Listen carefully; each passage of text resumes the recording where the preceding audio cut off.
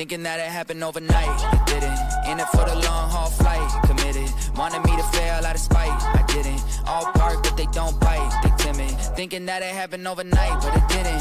In it for the long haul flight, I'm committed. Wanted me to fail out of spite, but I didn't. All bark but they don't bite, cause they timid. Look, wait.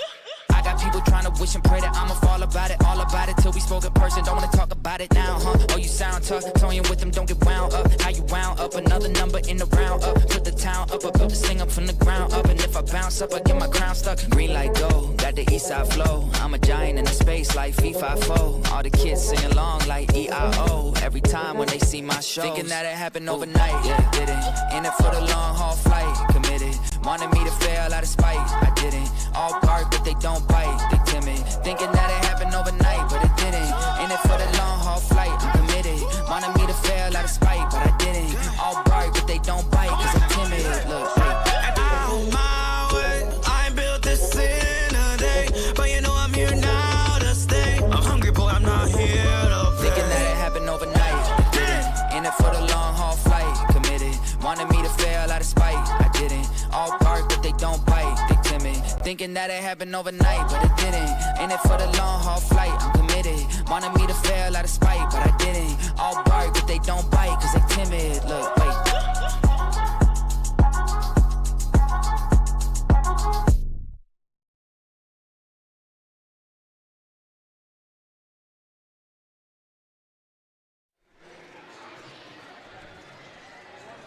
Good evening, Blue Jay fans, and welcome to Bondurant, Iowa for another Raccoon River Conference doubleheader, this time between the visiting Carlisle Wildcats and your Bondurant for our Blue Jays. Patrick Meyer here with Chad Carlson on the call. How you doing, Chad? I'm doing great. Little hurried, of course, kind of just relying on you and this whole Blue Jay digital team to get me up to speed. I just, nothing like walking in at the last minute, but I made it. Well, it's not like you just started thinking about basketball. We know you did that most of the day, so. There were some basketball conversations, that's for sure. So tonight we have the visiting Wildcats coming in 10-4 overall, 9-1 in conference. The Blue Jays coming in 6-9 overall, 3-7 in conference. What are you looking for in this game tonight? Well, this is a good Carlisle team. They're athletic. They have good guard play. They have Macy Camito, their leading scorer. And just a real a team that's going to cause some problems with their pressure defense. So I think the girls, number one, need to take advantage of the inside play.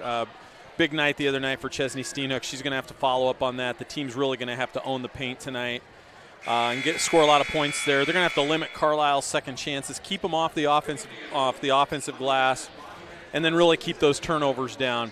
And here's one thing I'm going to tell you too. If we see a three-point basket from Hannah Green and Abby Neville, I'm predicting the upset.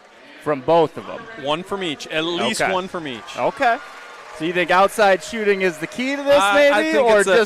I think Chesney's got to own the paint, like I said. Yeah. But I think you've got to be able to draw that defense out and make them respect our outside shooting. So whether it happens early or late, if we get a three out of those, one of three out of each of those two, I like our chances. You'll anticipate the help defense on Chesney. Chesney leading scorer, 15 points a game, 9 rebounds.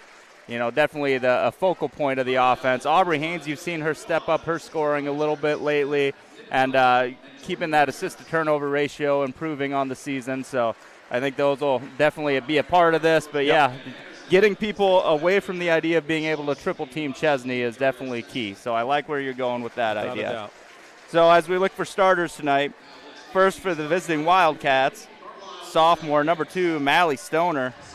Senior number 3, Emma Pitts. Junior number 20, Natalie Ramsey. Sophomore number 23, Macy Camito.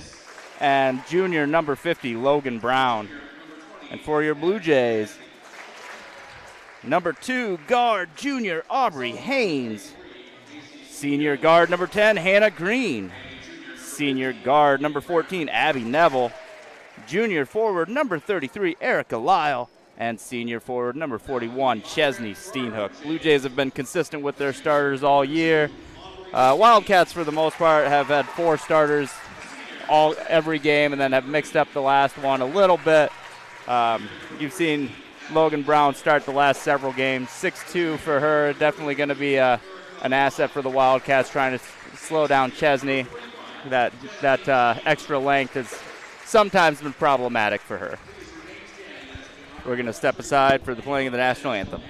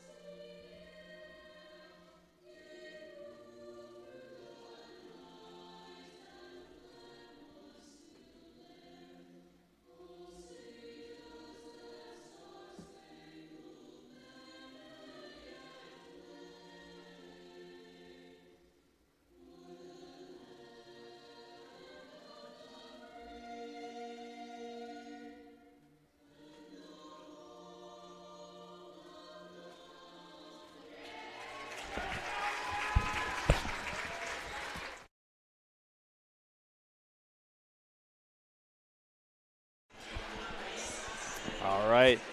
Well, we're nearing the end of the regular season here for women's basketball. I think probably another week and a half, and we'll figure out what the regional pairings look like for postseason. So, kind of getting to clutch time here. It is, and it's good to see our girls get back-to-back wins earlier this week. A home win on Monday night against non-conference West Marshall. Went up to Boone Tuesday night. Really didn't play well, hearing that from Coach Anderson for 3 quarters, and then had the big fourth quarter that allowed them to pull out that win. So see if this momentum from earlier in the week can kind of carry over and lead to some good things tonight. Brown and Lyle on the tip. Quick ahead to Stoner. Stoner kicks it out to Pitts. Back out top now, swinging it around. Good ball movement right away from the Wildcats. Camito with it at the top. Looks like a 2-3 zone. And loose ball. Chesney is able to grab the loose ball, but ends up stumbling on her way down. So it's a turnover after creating a turnover. Yeah. So I guess it keeps it equal in the books. Well, and not a bad turnover from the Bluejays. Open three out top is there. That's Natalie Ramsey with the first bucket of the game. Bluejays will look to answer. Aubrey Haynes bringing it up court. Looking to get Chesney down into the paint. Chesney comes all the way across, and Camito's going to force Green out of bounds. That one a less beneficial turnover. Yeah. Back out to Camito out top. Stoner now into Brown underneath. Nice cut from Pitts for the lay-in.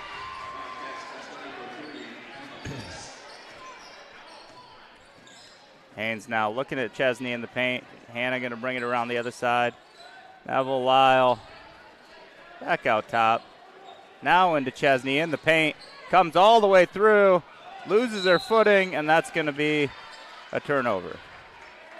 Yep, and it's Carlisle's defense almost looks like a zone. It's a sagging man-to-man defense. They're really helping out inside, and there were a lot of dark-colored jerseys there to surround Chesney when she put the ball down in the lane. Oh, and she was able to get through the lane, which I think was part of the surprise. Usually she sees contact in there, and so the fact that she got all the way through might have thrown off her footwork a little bit. Pitts drives, and they're going to get Chesney on the quick foul there. Yep, she just got there a little bit late as Pitts went to the drive. And out of that 2-3 zone, you can see the Blue Jays are really shading hard towards Camito. She comes in averaging right at 22.6 points per game. So at this point, make some of the other Wildcats beat you, but so far they've been there to that task. Pitt's first free throw, no good. 69% free throw shooter on the season, makes her second. Blue Jays trailing 6-0 early.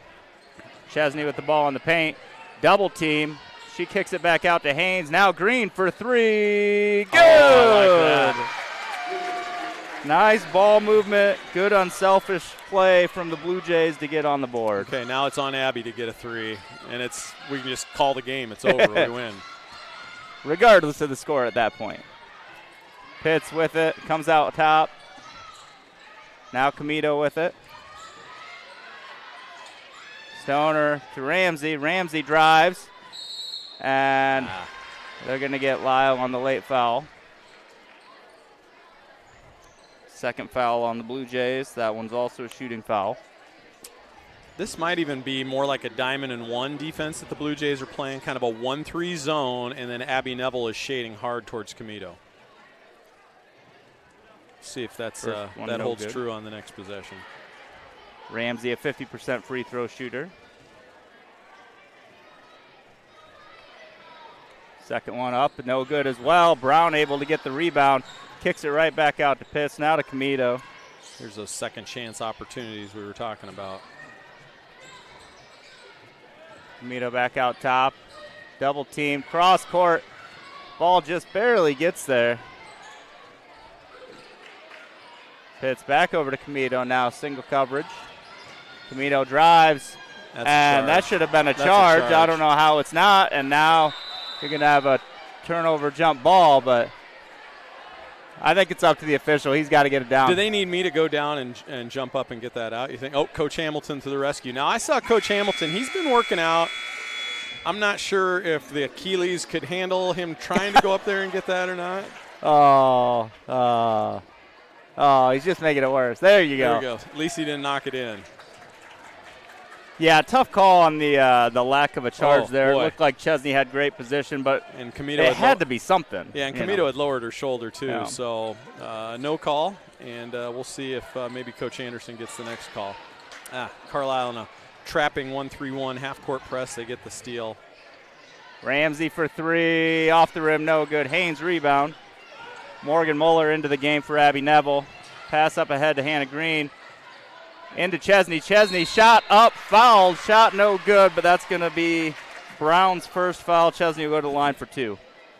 Good quick action there once Chesney got it to take advantage of no double team for a change. Well, Hannah Green drug the ball out of the corner and saw Chesney right there. A flashing Chesney. She beat Brown to the spot and got herself a trip to the free throw line where she makes the first.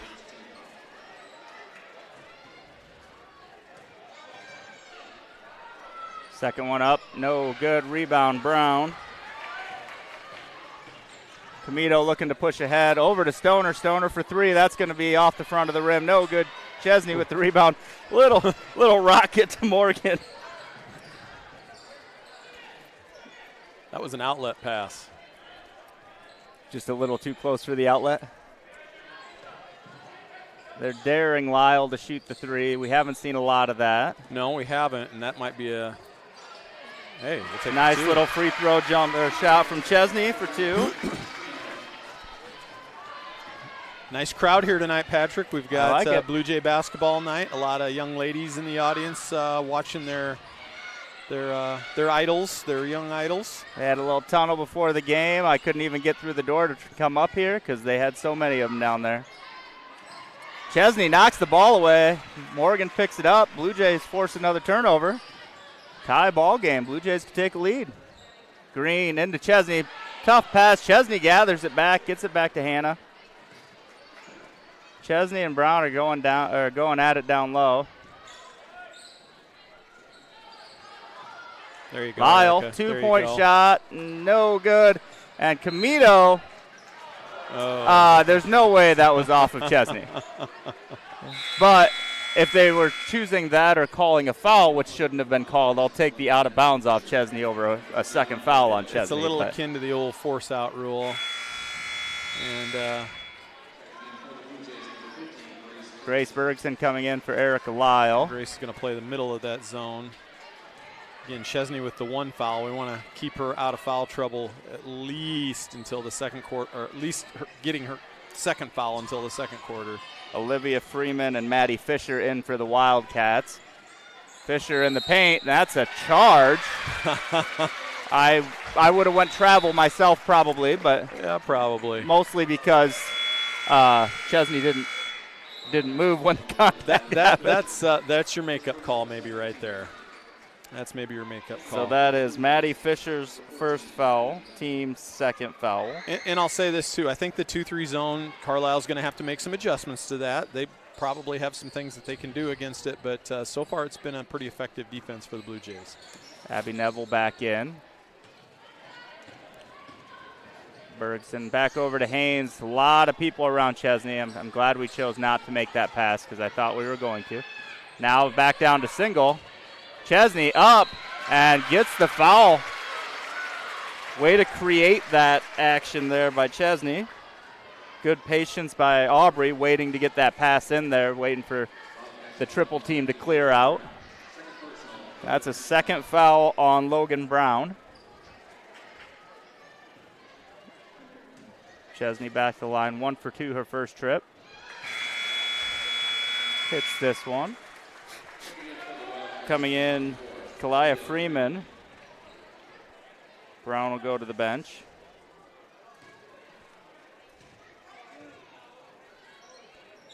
Chesney hits them both. Good looking stroke, confident stroke there.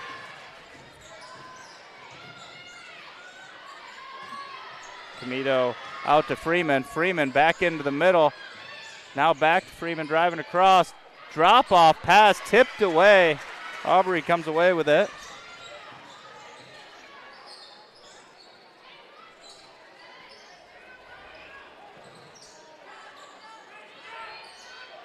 Blue Jays working around the outside. Different matchup. Triple team on Chesney. Doesn't matter. She puts it in. They're really surrounding her, but still got the ball. Still was able to finish. Camito with the answer. Good for 2. That's her first bucket. Don't really like seeing her see the ball go through the basket.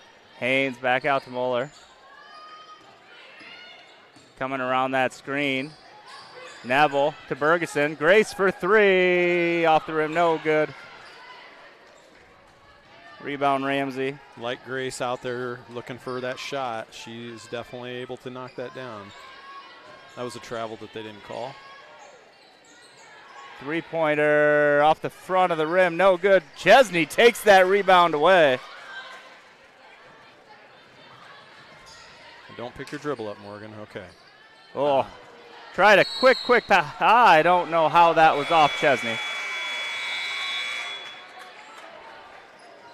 Coming in for the Blue Jays, number 32, Tiara Bergeron, and 33, Erica Lyle. Haynes and Bergeson to the bench. Pitts back into the game for the Wildcats, joining Camito, Kalia Freeman.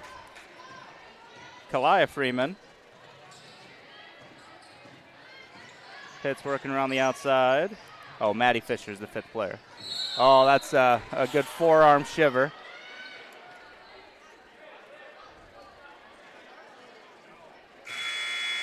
Okay, and they called that on Morgan Mueller. I believe so.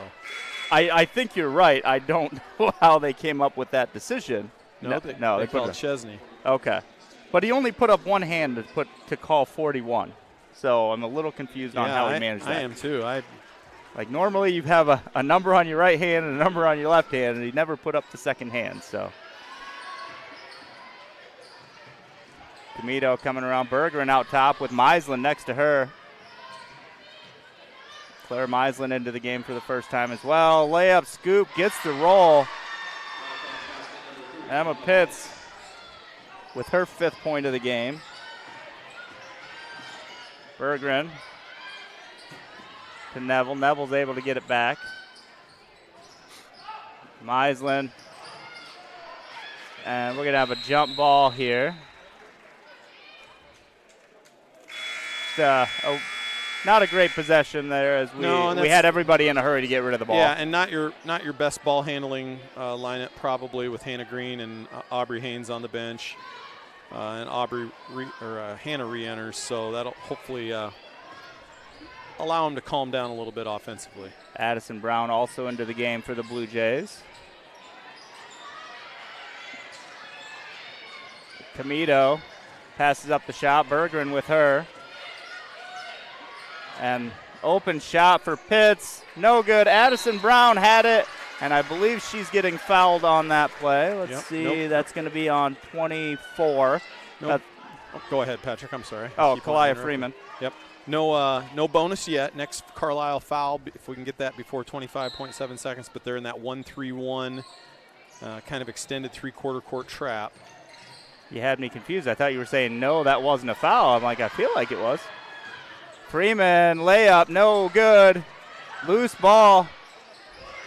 Fisher tracks it down, gets it back to Pitts. Pitts, 10 seconds on the clock. And Addison Brown knocks it out of bounds. 6.3 seconds. Both teams playing a little bit like their hair's on fire right now. Little scramble drill everywhere. 6.3 seconds. Inbounding from the corner. You often mention that that's not a great spot to be inbounding from. No. Way across court to Pitts. Pitts trying to get around the screen. Gets the shot up. Going to be no good. Hannah Green rebound. And we're going to go to the end of the first quarter. Tied at 10s.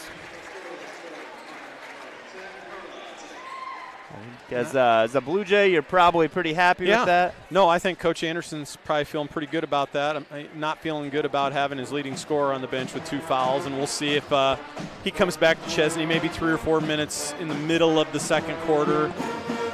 She had really established herself inside, but Carlisle's going to go right at the middle of that zone if she's in there with the 2 fouls, and they're going to try to take charges down on the Blue Jay offensive end. So far, so good. I think they've kept Comito from going crazy so far. She's got 2 points, and they've shaded her hard. The game, that's definitely been the Blue Jays' game plan. Yeah. And we'll see. Like I said, we'll see if Carlisle can make some adjustments against that 2-3 zone. We got the band in town tonight. We got the pep band rocking out with us. The band is back together. Always bringing that energy. You know who else always brings that energy? The Bird's Nest before and after school. They do. During the summer. Just a great place to help keep track of your kids, maybe help them burn off some energy and, give you a little extra rest when they get home. But Bird's Nest, a great community partner, sponsor of Blue Jay Digital and really Blue Jay everything. So thank you, Bird's Nest, for being a part of all of this. And that was a happy birthday song for Coach Ben Anderson. Yes. Turning the ripe age of 36. Oh, I think he's Are you saying he lied to me? I think that's about 80% of what he actually is. Addison Brown with it. He didn't actually tell me how old he was. I just threw a number out there. Hannah Green steps inside, gets the 2-point attempt. No good. Rebound Stoner.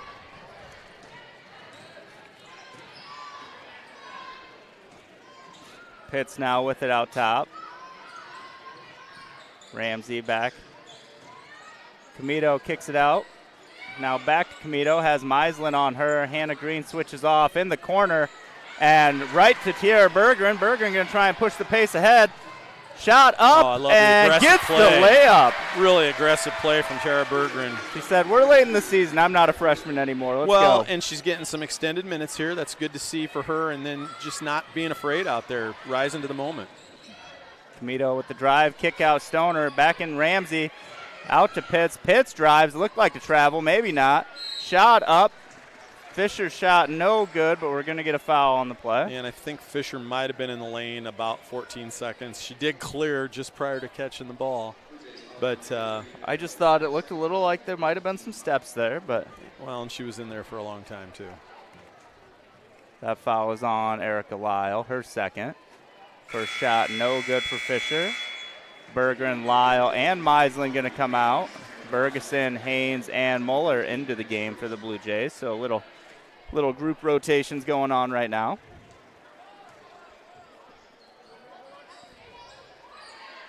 Addison Brown gets the rebound. Going to be some big minutes from her right now as both Chesney and Erica have 2 fouls. Bergeson shot over to Green. Green for 3, no good. Morgan Muller going to chase it down. Gets it back to Haynes. Another possession there. Like seeing that. Into Bergeson. Grace shot up and gets the lay-in. Grace just backed it down and said, I'm going to the hoop. Grace has the height, oftentimes not seen as much in the paint, but has the ability, as you can see. Yeah, she likes to go outside and shoot that three-point shot, but she's also a real good distributor of the ball, too, from inside. So maybe she can find somebody open for a three. Camino, backdoor cut, scoop, lay-in, gets the roll. And it's a really athletic play from Macy Camito. Maybe she should stop watching Caitlin Clark before our games. Addison Brown for 2, and that's nothing but net. We're going to get called for a delay. Oh, did we toss the ball back? Might have. But, hey, Addison Brown without hesitation. Tiara Berggren without hesitation. If you're going to pull off an upset, you've got to have players step up that maybe you don't typically get a lot out of. And so far, that's a good we'll say the other team wasn't expecting too. Points from. Ramsey out top, into Camito, just inside the free throw line. Tries to feed Fisher, tipped away, going to be out of bounds and stay with the Wildcats, but good defense from the Jays. Yeah, and Camito more of a perimeter player, guard player, but sometimes when you're really getting hedged hard, that's the thing to do, is to put that guard or that player that's getting zoned hard and heavily in more inside, and you can see right there she got a shot, easy shot there on the baseline. That was a nice play. Fisher just gave it right back to her. Camito was the inbounder and just right up with the shot. Addison Brown triple team back over to Haynes. Haynes cross court Neville. Neville back out to Green. Green steps in, and Camito takes that away. Turnaround, 2-point, no good, and Pitts ends up with the loose ball. Coach Anderson encouraging his team to make sure Camito always has a hand in her face when she has it. Pitts had it knocked away by Haynes, and that's going to be out of bounds. 22 seconds remaining on the shot clock. Right now, Patrick, we went into the quarter break tied at 10, and the Blue Jays have actually gotten a lead with Chesney on the bench this whole time. And Lyle joins her there. So you got 2 starters. Emma Pitts says, yeah, I don't like that lead. I'm going to get a 3 here. Yeah, so Pitts, the second leading scorer. Not averaging double figures, but not afraid to let it fly from out there. Haynes cross court to Neville. Back to Haynes. Haynes for 3. Off the rim, no good. That's off a Carlisle player. Ooh, I am pretty sure the Ramsey Blue Jay that. fans believe you are correct that it was off of a Wildcat. Pretty sure it was off Ramsey. I'm watching the replay right now, and yep, her hand changed the direction of the ball. But the officials don't have that luxury. Nor do we really want replay in high school. No, we don't. I can only imagine the problems that would be. Haynes gets a tip off of that.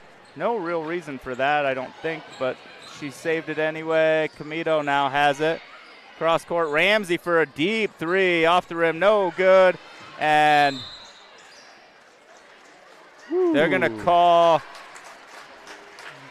Mally Stoner for the foul on Grace Bergson. That's a tough foul. Yeah. I mean, he said she grabbed her arm, which from our angle, the 2 were running out of bounds, so we wouldn't have seen it, but that's tough. They kind of hooked each other's arms. Yeah. And I think the benefit of the doubt was for the Blue Jays there. Haynes over to Green, under the 4-minute mark now. Neville just inside the 3, I believe. Yep, just a 2, but we need a 3 from Abby. Yeah, well, it's early. She's just working her way up to it. But again, nice to see those perimeter shots go down from the Blue Jays. Pitts for 3, off the front of the rim. No good. Hannah Green goes up hard for the rebound. That was the volleyball Hannah Green we saw there. Really getting up for that rebound. Morgan Muller going to check back in for the Blue Jays. Hannah Green going to go to the bench. I think Coach Anderson just said to Aubrey from the bench, hey, make the easy play. Make the easy play there. She's looking ahead to her teammate, but just a little overly ambitious maybe. So originally our scoreboard put that up as a 3 for Abby. They brought it back down for the team score. They still have 3 points on the board for Abby as far as individual scoring, but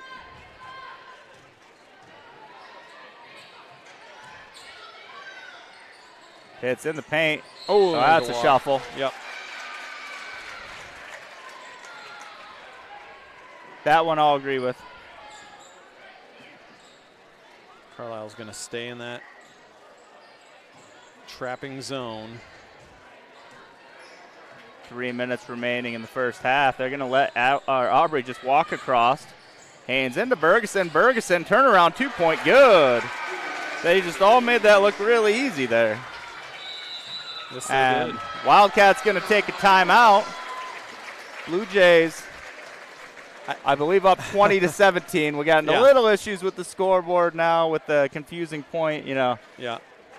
And saw a little smile from Coach Anderson there. Like, hey, maybe we're paying attention in practice. Maybe we're finally executing what we've cut out to do all along.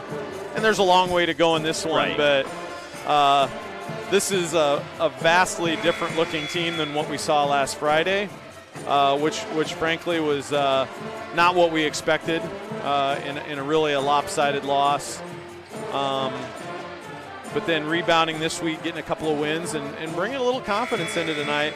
And again, I think he's just going to leave Chesney on the bench the rest of this half. It's a tough thing to do. Leave your leading scorer, your leader, one of your best players, if not your best player, on the bench. But they've sustained this lead, and they've stayed in the game with her there. So get her into the second half with just 2 fouls. Oh, that's a travel.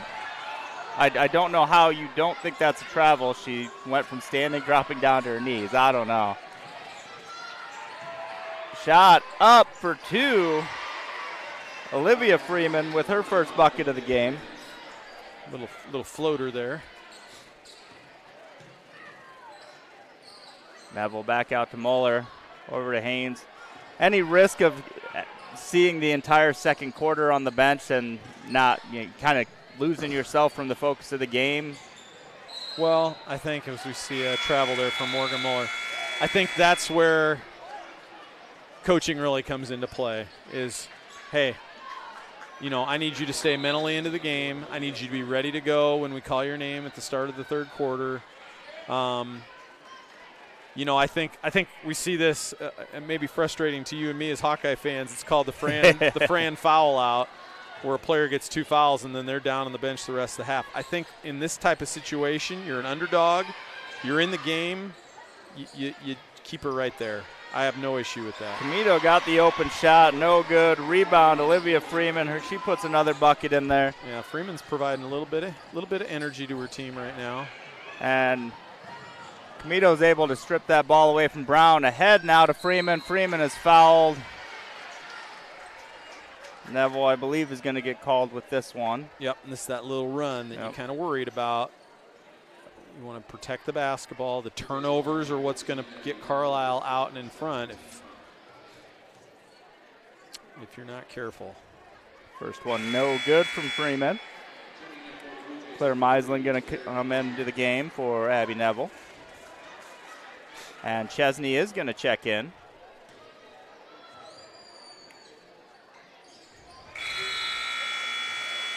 This might be an offense and defense type substitutions here. So Kalai Freeman with her first basket, or first point. If we get a dead ball back on defense, we might see Chesney come right back out of the game. Quick entry into Chesney. Chesney layup, good. That's one way to maximize their time on the court. I'm not sure if the Carlisle coaching staff's upset with their players or they thought Chesney pushed off. Freeman able to get that rebound off the missed shot, put it back up.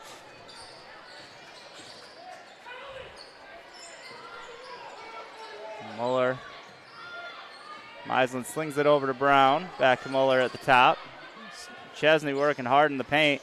Addison now is fouled outside. No, a foul on Chesney against Stoner, I believe. That's going to be the second foul on Mally Stoner. She's going to check out of the game for the Wildcats. Checking in, number 40, Mira Heidemann, a freshman making her first appearance of the game. Aubrey with it over to Muller. Muller for 3. Off the rim, no good. Knocked away by Camito. Going to stay Blue Jay ball.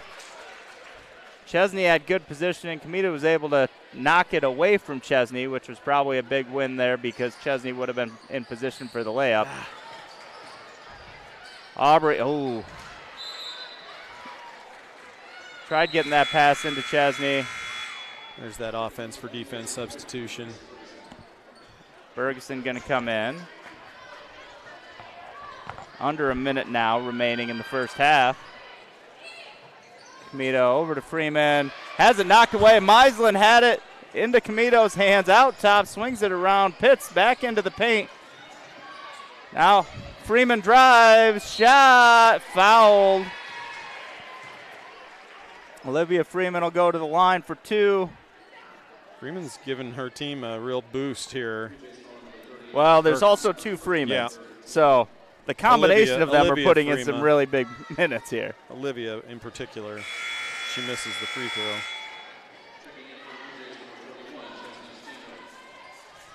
That foul was called on Addison Brown. That was her first.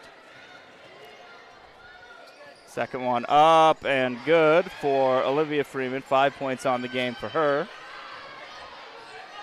Shot clock off. Carlisle out of their zone press now. Man pressing, and we're going to get a 5-second count. Haynes into Muller's hands. Muller over to Meislin. A lot of hand checking going on, and they're going to get Comito on that one. Yeah, and really nothing to lose for Carlisle. There's no bonus situation yet. They've got another foul to give if they want to. 6.6 seconds. They're bringing in Natalie Ramsey, who doesn't have any fouls either. She's going to come in for Olivia Freeman. I don't think that's a foul piece as much as it is just a defensive substitution. Haynes for 3. Banks it in! Comito going to let it fly from half court, and it's off the backboard. And that three-pointer from Haynes is going to tie this ball game up at halftime, 25-25. Woo! We'll let you ride out into halftime listening to the band, and we'll be back for the second half. Go Jays!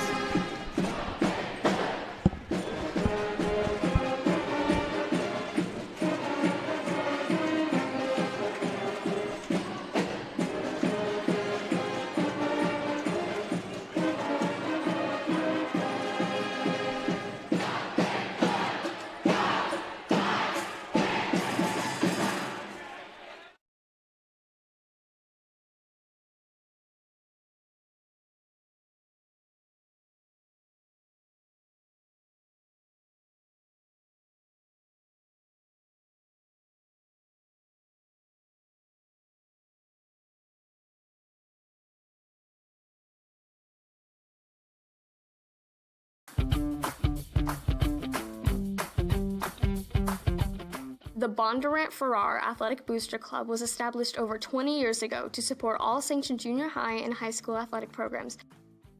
The club is comprised of athletic supporters, parents, and community members who strongly believe that quality athletic programs and experiences enrich the education experience for the hundreds of student athletes participating in a district sport each year. Each year, the Booster Club raises thousands of dollars that are reinvested into athletic programs. Dollars raised go to the purchase of items such as uniforms, equipment, unbudgeted team travel, team banquets, and state qualifier signs, and more.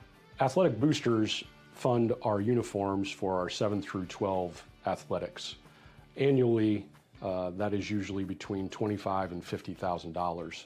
Without them, it would not be possible to keep our kids in new uniforms and get them the equipment that they need. The Booster Club is really vital to the health of our programs here at Bondurant Farrar. They do a great job of providing a way for programs to get money for equipment, for example, for track, help out with hurdles, blocks, new high jump mat, etc. Without the Booster Club, it'd be really hard for programs to function without having to really do a lot of fundraising on their own. The Booster Club raises money through the sales of concessions, Bluejay apparel, merchandise, special fundraising events, and sponsorships and donations. As the Bondurant Farrar community continues to grow, so does our athletic programs and the need for our support. The Booster Club is a great way to get involved and meet other parents and community members. Come join this fun and energized group. Bring your fresh ideas and love for Blue Jay student athletes and programs. Visit bfschools.org/Booster Club to learn more. Go Jays!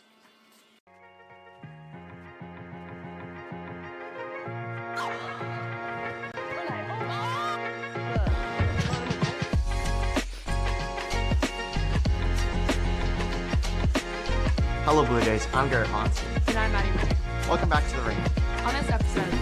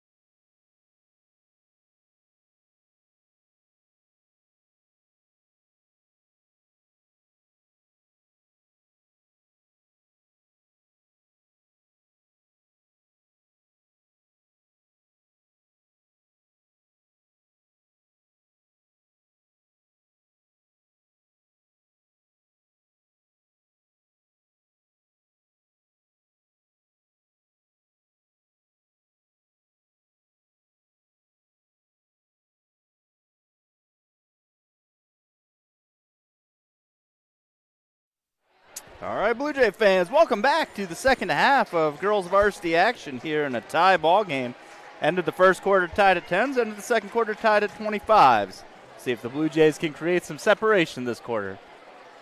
Yeah, and so far I really like the strategy from the Blue Jay squad and their coaching staff. 2-3 zone is really kind of slowed down the pace I think that Carlisle wants to play at, as well as, you know, they did create some turnovers off of their press, but maybe not what you would expect, what they expected.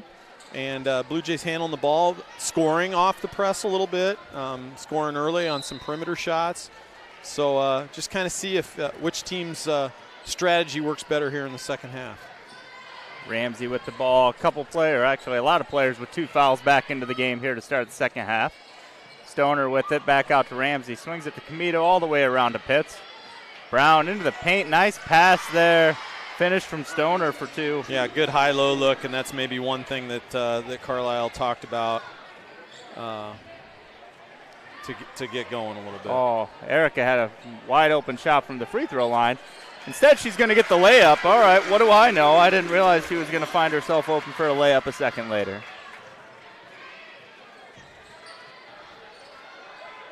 Brown at the free throw line. Pitts out to Comito. Comito just 6 points in the first half. Shoots for 3. Off, no good. Aubrey Haynes rebound. Emma Pitts was the leading scorer for the Wildcats in the first half with 8. Comito with 6. You could hear an exhale out of me with that Aubrey Haynes pass. Chesney just inside the three-point line, in and out. Logan Brown gets the rebound. Comito quick up the court, pull up 2, off the rim, no good. Lyle rebound, hands it off to Haynes. Boy, Comito missed that shot, but that looks like something a college player can do right there. And Chesney not going to make the shot, but going to draw the 3rd foul on Logan Brown. And I don't know if college basketball is in Chesney's future, but the way she ran the court right there and called for the ball, she just beat Brown down the floor, and she's got rewarded with 2 free throws. First one up and good for Chesney. And Brown going to make a quick exit here in the second half. Maddie Fisher coming in for her. And I say that about Chesney's future. I think she has some schools interested in her. It's whether or not she wants to make that leap and pursue playing college basketball.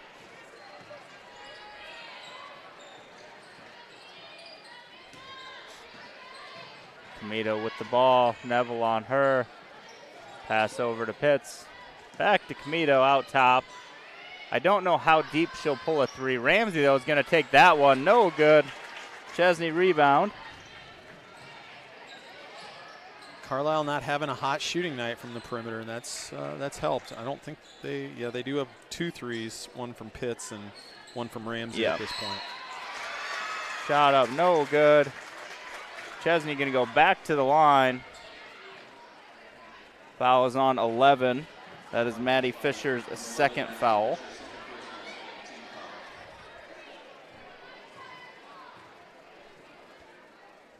Chesney rolls out the first one. She'll get a second opportunity here. Chesney led the Blue Jays in the first half with 9 points, now up to 11. No good on that one, and that's off Fisher, out of bounds, going to stay Blue Jays. Blue Jays also had 4 points from Grace Bergson, 3 from Aubrey, 3 from Hannah, 2 from Kiera, 2 from Addison, and 2 from Abby. So moving the scoring around nicely. Chesney lost the dribble. Ramsey comes away with it. Somebody overinflated the ball at halftime. Yep. I think I saw the Patriots here. No, that's the opposite approach. It wouldn't have bounced it off. Deflate gate. Fisher, that looked awkward, but maybe she dribbled right at the same time. Deep 3 from Pitts. No good. Lyle rebound. Good box out there from Chesney to make sure Erica was unencumbered.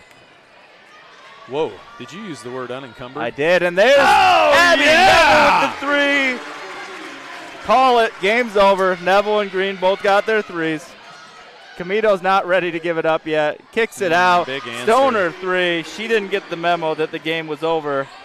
Big answer from Stoner, who didn't score in the first half but has 5 points so far. Nice pass. And Camito's going to draw that foul. I thought that was a pass to Chesney when it Yeah. was coming in, but it was actually Erica on the backside.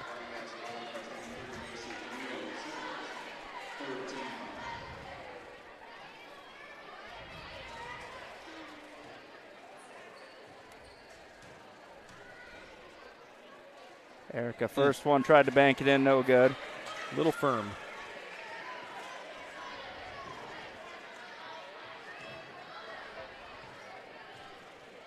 Second one up. Also no good, but Hannah Green gets the rebound. We'll just start this possession over. Oh. Players flying. Haynes comes around the screen. Into Chesney. Chesney over to Lyle. Lyle puts it up. Was fouled. Was not called, but definitely got displaced is your word for that, right? Yes. I don't know how she got that ball around. Gonna stay here. And Pitt's kind of acting like she wants a foul, but I mean, I don't know that I disagree, other than you didn't call it on the other side either. So I think we've hit that little stretch of the game where they're not going to call much. Hopefully that doesn't allow Comito to take advantage. yeah, a little bit of a circus shot. And really, right now, Comito just nowhere to go in this zone defense for her. Fisher, that's a charge. And instead they're going to get Chesney. Little bad turn of events there. That'll be Chesney's third. And I think she was about to come out anyway, so that's problematic. Fisher will go to the line for two. Morgan Muller and Grace Bergson getting ready to check in. Fisher, first one off the back of the rim, no good. Neville and Steenhook to the bench for the Blue Jays. Right now, Carlisle's 3 for 11 from the free throw line, so a little bit of a rough start from the line for them. They're a 63% free throw shooting team on the season. Now 3 for 12, 4 for 12. Fisher gets her first bucket of the game. Wildcats trying to pick up the press here. Green with it over to Muller. Morgan back out to Haynes. Back into Bergeson. Bergeson kick out. Morgan with it over to Lyle. Back out to Morgan.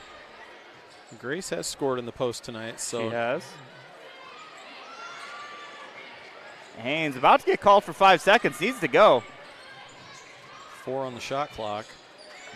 Lyle out to Muller's blocked. And that's going to be a shot clock violation.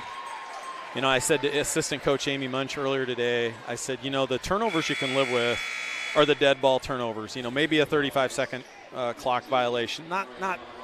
You don't want any turnovers, right? Right. But it's better than a bad pass that leads to a run out and a layup. Yeah. And now they can at least get their defense set. Amari LaFollette Brown into the game for the first time for the Wildcats. Comito looking to create some action. Pitts steps in over to Brown. Now out to Fisher. Almost had it a turnover. Pitts to Comito. Comito has Haynes on her right now. Good defense by the Blue Jays, using up a lot of this shot clock. We're at 10 seconds now. Comito going to look to drop off to Brown. Back out to Comito. She's going to have to let it fly. Deep three off the back. No good. And they're going to – they call shot clock violation? Yeah, they called the shot clock violation. Because it didn't hit the rim. Yeah, you know, they could have let that go, but either way, it's going to be Blue Jay basketball, except now Carlisle can set their press. And it looks like man-to-man pressure. Blue Jays break it quickly. Don't pick your dribble up, Grace. Don't pick your dribble up. Okay. There it was a little less risky. A little later, it was on the wing, not at the corner court. Green coming around that screen over to Bergeson. Bergeson has it taken away by Comito. Comito looking to drive on Muller. Gets her positioning, gets the 2-point bucket. I would have maybe given a foul there if I was Morgan. Maybe, although I don't know that I want Comito having a lot of chances at the free throw line either and starting to feel like she's getting hot. Comito Fisher hard into the bleachers, takes out a chair. He's up. Great hustle. Good as hustle. long as she's okay. Yeah, she looks a little beat up by it. phased, Coach is going to make the right call and get her out for a second and let her make sure she's fine. Kalia Freeman coming in for her. Appreciate the hustle, though, by Maddie Fisher. Yeah, there. I don't know if she had the wind knocked out of her, but, you kind of. Well, you went crash course that through a feeling. chair into a bleacher. So Yeah. Blue Jays are going to take a timeout here, leading 34-33 with 2:17 remaining in the third. Good time to thank our sponsor for this broadcast, as well as all basketball broadcasts. Blue Jay Digital has sponsored by Bird's Nest for, so many events over the last several years. Bird's Nest is a great place for before and after school, maybe employing your older students, the teenagers and high schoolers. Go ahead and get them a job. Bird's Nest is usually hiring, and they do a great job helping to build up quality citizens through employing them as well. And just a great community partner. We appreciate everything Bird's Nest does around here, and we just want to say thank you. Rock out with the pep band for a little bit. Yep. I like how no matter how much older I get, they keep playing the same songs. Like, I love the songs from the 90s. I think I heard some Nirvana a little bit ago. That was always fun. It's not usually what I think of with the band, so. Yeah.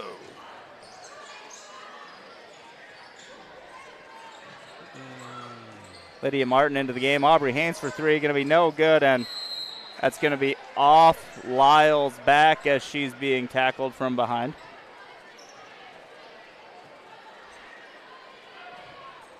Hard to say that was necessarily off one player to the other, but it definitely looked like maybe it went off the back head of the opposing player. But that's a travel, and he catches it. Good call by the official underneath. I think he heard you, Patrick. Well, this is a young lineup in for the Blue Jays right now. Aubrey's really going to have to take care of the basketball here. This could be your starters next year. No seniors on the court.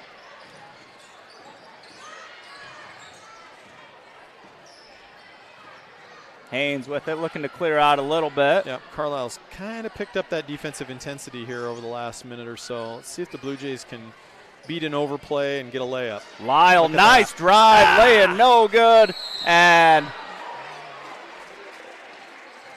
they're going to get Addison Brown with the foul. Looked like she almost was going to pull off a jump ball. And then it looked like a cross-body block. Was that a three-point takedown? I mean, do we get 3 this is points high for school. that? It's still only two. It's still just two? Yeah. Okay. Yeah, just two. I really like that drive from Erica, though. Just wasn't quite able to convert it, but saw the lane and really just stepped right through, used her length to get through quickly. I think right now Coach Anderson's getting his starters and his regulars some time to maybe get their breath for. Camito gets the bounce. Felt that one coming the minute she was open. Yep. Right now it's a little bit of the danger zone. You got a lot of your subs on the floor. And that's a slap right across the hand.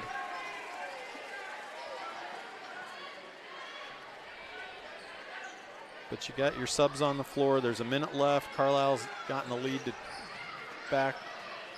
And Camito just great hustle defense right there, able to take the ball away.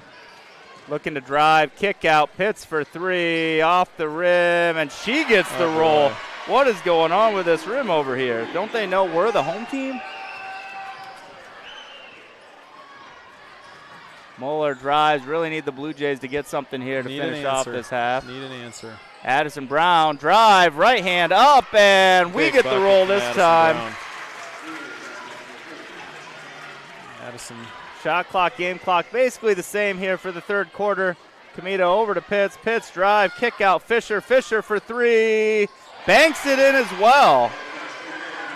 Well, turnabout is fair play there, I guess, for Aubrey Haynes three at the end of the half. Blue Jays going to have one final shot here. Camito's going to get called for the reach that time. Her third foul. And not a bad foul to give, aside from it being her third foul. Yeah. Well, and in her defense, she's gotten away with several of those that look like fouls that they haven't been calling, so why wouldn't you push it? Yep. Bergeron into Moeller. Risky spot to catch that, but worked out. Bergeron with 6 seconds on the clock. Over to Moeller. Moeller drive. Shot blocked by Freeman. And we're going to go into the fourth. Blue Jays trailing 36-42. Yeah, and 3 threes from Carlisle there to end the quarter. One each from Pitts, Fisher, and Comito. Really kind of changed the fortunes of this game around a little bit. You kind of felt like the Blue Jays had control. Not control, but they had the lead for sure. As much as 4 in that quarter. And those threes just kind of created a little bit of separation. And right now, Coach Anderson's going to be able to go back to his starters, it looks like. At least some of his starters. They're all fresh now. Yeah. They're going to have to go 8 minutes, and they're going to have to make up the gap now. I mean, one thing we've definitely been seeing as the season has gone is we've been using more depth. I mean, we've had 10 players in, 11 now actually, 11 players in the game. A lot of them with, really high-quality minutes. So your starters are maybe a little more rested than normal. Right. Whereas, I mean, Comito does what she does because she can play the entire game, but she's been in most of the game, and so your potential for fatigue is definitely there. Pitts hasn't been out very much either, so I would say the Wildcats have had their starters in more than the Blue Jays. Yeah, and I think Comito is going to be on the bench here to start the fourth quarter. The Blue Jays have their starters, except Grace Bergeson's in there for Erica Lyle. Bergeson into Steenhook. Steenhook turnaround, left hand, no good. Like seeing Rebound, Chesney Ramsey. go to that left. Like seeing her go to the left because they're really overplaying that right, her left shoulder. I looked down for a second. I thought she used both feet, but Ramsey over to Pitts. Pitts to Freeman. Freeman driving to the middle. A little three-person weave action here. Brown over to Freeman. And back out top to Stoner. 10 seconds on the shot clock. Pitts now. Deep three from Freeman. Off the rim. No good. Chesney rebound. Good defensive possession there by the Blue Jays. Now they got to find the offense. Hannah Green with it over to Abby Neville. Aubrey Haynes now all the way to the other side. She's going to move back towards Chesney's side. Chesney at the three-point line is going to be fouled by Pitts. And Chesney might have went in for a little grab there afterwards. And the official's going to have a quick talk to Chesney about it. Yeah. Play ball. I mean, if somebody reaches across your arm and, tries to take the ball away. Blue Jays really struggling to get the ball in bounds on those sideline inbound plays. I don't know.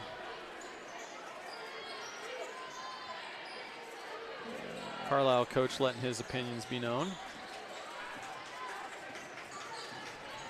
Haynes gets it across to Chesney at the free throw line. Chesney into a double team. Blocking call called on Brown. The Wildcat coach is very, very unhappy. That is the fourth foul on Logan Brown.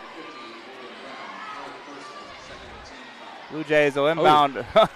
Brown just could have got her fifth there as well. Hannah Green for three. In and out. Needed that Ramsey one to go rebound. down.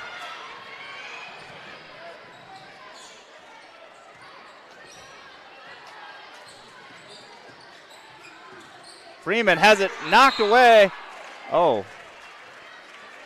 Haynes is going to get called for the foul, her first. Lyle going to come in for Bergeson. Comito coming back in for the Wildcats, as well as Maddie Fisher. So Fisher, Comito, Pitts, Stoner, and Ramsey on the court. This is their starters outside of Fisher. Pitts. Tough shot. Gets her own rebound. Swings it now to Stoner. Stoner drive and gets the lay-in. Big second half from Stoner. That's 7 for her after a scoreless first half. And now it's an 8-point Wildcat advantage. Steenhook drives. She's fouled on the way in by Comito. That's going to be her 4th.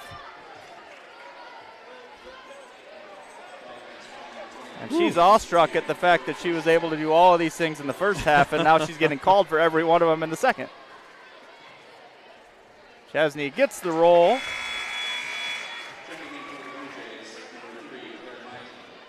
Freeman coming right back in for Comito. Claire Meislin in for Abby Neville. Now the Blue Jays, they're going to have to make up some ground with Comito on the bench. Chesney hits them both. Because it will become a Comito free throw show if they can keep this lead and the Blue Jays have to foul late. Stoner with the ball. Cross court, Freeman. That was like 3 steps, it looked like, but. Good ball movement from Fisher Carlisle. for 3, spot on, barely touched a thing. Really good ball movement. Carlisle's finding their 3-point shot here in the second half as well. Hannah Green looking to answer, Big and answer. does. That's 2 threes on the night for Hannah, 6 points. Fisher cross court over to Freeman. Freeman shot no good. Lyle gets the rebound. Blue Jay fans wanted a push off there. Oh, goodness. Oh, Aubrey. a little high and out of line for the pass. Aubrey's got to take control of the game right now. The other team's best player's on the bench. She's got to work the offense, get the ball into Chesney, get kickouts for 3s. And they're going to get Lyle on the push going for that loose ball. I think it's Erica, yeah, not Chesney. It's going to be her 3rd foul. Tough foul though, because the ball's on the ground and you're just going for it. But And I'll make it pretty clear too. This is not a terrible officiating crew. no, that's just that's a tough break, not a bad call. And this has been a tough game to call. There's a lot of things that could be called travel, a lot of things that could be called foul, and it's just you can't call every single thing. Ramsey for a deep 3, hits nothing. Steenhook rebound. All right, take control, Aubrey. Yeah, I was thinking more of the bad break that, those are the fouls you live with because it's just hustle, but it's just bad luck. Chesney puts it in, and the foul on Fisher. Yeah, and Fisher just is not physical enough to handle Chesney Steenhook, and that's where they're really missing Brown right now with 4 fouls, Comito with 4 fouls. Chesney gets her first field goal of the second half, and now a chance for a 3-point play. And the Wildcats take a timeout. Looks like it. So, yeah, chance to cut it to a 1-possession game with the free throw, a 3-point Carlisle lead. Or at one point they were up 8, I believe, here in the 4th quarter. Yeah. Certainly doesn't hurt to have Brown, who's the primary defender of our leading scorer, on the bench, as well as their 22-point-a-game scorer on the bench. So, well, and Comito is just so great at help defense that taking her off the court almost feels like you're taking multiple people off the court defensively. Yeah. And Pitts have really been impressed by her defense tonight. She kind of gets after it, uses a lot of quickness and athleticism, and also has penetrated and knocked a couple of 3s down. Carlisle, as we mentioned, just had 2 3s in the first half and 5 here in the second half out of their 8 field goals. Chesney to the line for her second free throw.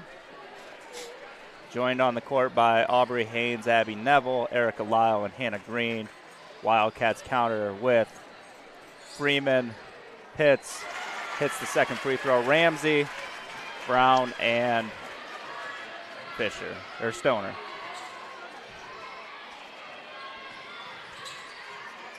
Freeman up to Ramsey. Blue Jays stay in that 2-3 zone, even with Pitts, layup, no good. Steenhook rebound.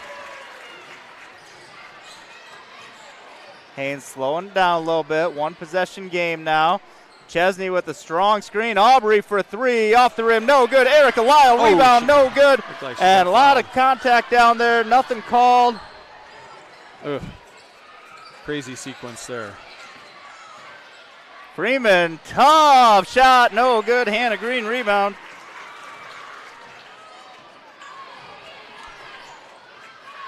Hannah Green with it. Hannah Free thought throw about line. a three there, I think, for a second. And Steenhook ball out to Green. Green from the three for two. Good pass by Chesney. Maybe she overpassed a little bit there. 1 point ball game, Patrick. It's a tough spot, though, to score when someone's laying on the ground by your feet, I assume. Yeah. Chesney's checking all those cutters coming through the lane. It's like running into a brick wall. Oh, high entry pass intended for Stoner. Camito's coming back in for the Wildcats. Freeman going back to the bench. Yeah, and Brown got back into the game. You may have mentioned that, Yep. and I missed it, but I don't know. I've said a lot of things. yeah, we got a 3-minute ball game though.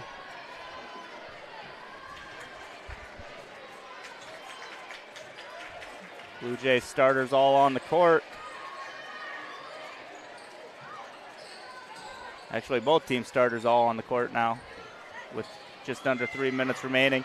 And Stoner ends up on the ground, and Chesney is going to be fouled. Official is adamant that it's on the ground, but it's the 5th foul, so it doesn't matter. Yeah. I agree with him. It's fine. It can be on the ground. And that is going to be on Brown. That is her 5th.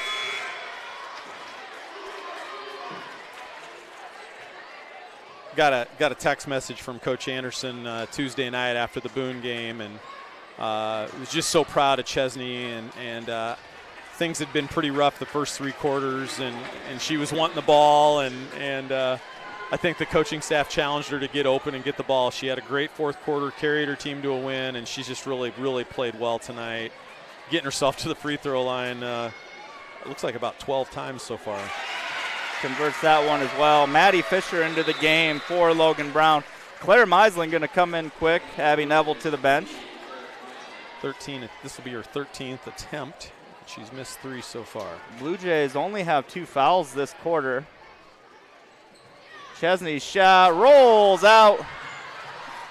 Rebound Fisher. And we have a tie ball game with 2.5 minutes to go. Camito looking to direct traffic. Meisling on her. Meisling ready to check her up anyway. Not great spacing right now from the Wildcats. Chesney everywhere, gets the block. Quick ahead to Haynes. Blue Jays slowing it down, looking for the right play. Tip pass back to Lyle. Erica was open there for a second. Yeah. And that ball is punched away by Stoner. Almost hits our cameraman, Garrett Van Steen, in the head. He's got ninja-like reflexes down there, though. I think Coach Anderson's going to take a timeout now. With 2 minutes remaining, 21 seconds will be on the shot clock. All tied up here. I don't know what we wasted our time with all those earlier minutes for when we could have just started here. Yeah. Just put 2 minutes on the clock and call it good, right? Yeah, I think some people would have missed out on some of this. I said a great crowd tonight. It keeps filling in as we go. There's kids everywhere with Blue Jay youth basketball night, and hoping to give them a nice show and finish here as the Blue Jays hopefully come out victorious. Yeah, and right now Carlisle's talking about every which way they can keep the ball out of Chesney Steenhook's hands. Coach Anderson's setting something up for her right now, I'm sure, but also reminding his team that yes, Macy Camito is still the player on the Wildcat team that we must stop because if it gets clutch time, she's going to be the one that takes the shot to win or tie this game. Abby Neville comes back in for Meisling this time. The offensive-defensive substitution, I think. Yeah. Meisling just kind of an animal, really, Yeah. as physical as she plays, and I think the reason you're matching her up on Camito is you only have 2 fouls, so if she needs to check her, she's going to check her. There's the Hannah repost. Green for 3 off the rim, Oh. no good. Rebound, loose ball. Blue Jays come away with it over to Haynes. Aubrey going to let Chesney get set back up. Hannah Green for 3 again off the front, no good. And There, Chesney's going to get called. I don't know who initiated that push or who she was pushing off of or what, but there was too much contact to be nothing. Fortunately, only 3 team fouls for the Blue Jays, so no bonus yet. And here's Meisland coming back in. For Chesney. Okay, Chesney this time. Yep, he wants to bump Abby down to the bottom of that 2-3 zone. Keep Claire up top. And again, we might see Camito flash into the middle here to try to get her points. Camito probably fouled on that. Not called. Hannah Green rebound. Ooh, probably got away with one court there because I think Claire might have bumped Camito on the way up.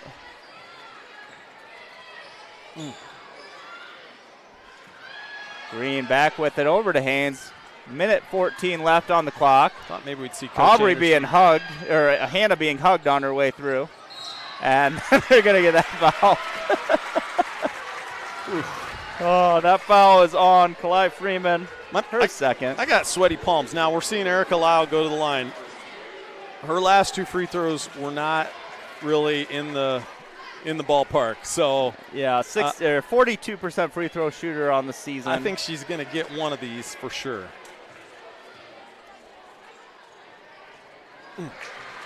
Just been a little too hard on all of those. Morgan Muller coming in for Meisland this time. And they're keeping Chesney on the bench for now, anticipating a defensive possession. This one's going in. Oh, no good. Freeman rebound.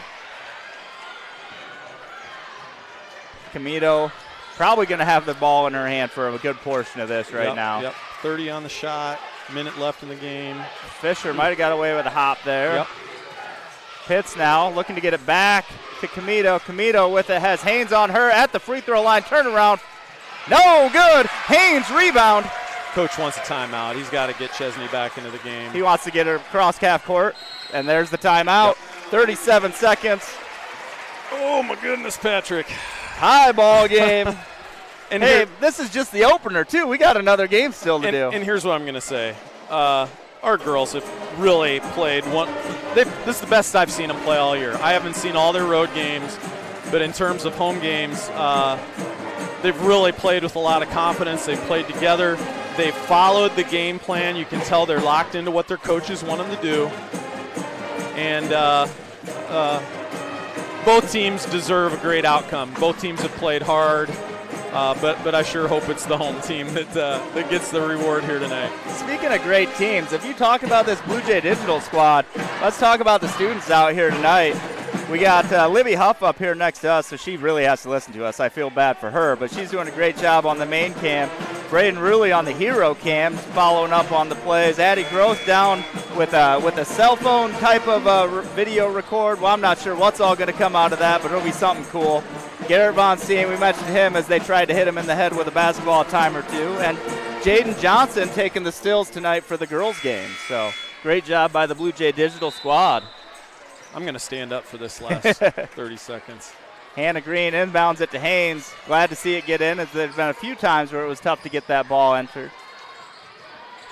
Wildcats really stepping up that defense. Double in Chesney every chance they get. Abby coming through completely unattended.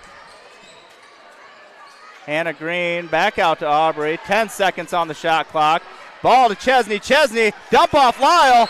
And Lyle's going to be fouled. She'll go to the line for 2 with 14 seconds. Really good job by Erica Lyle to get herself into an open spot. Chesney found her.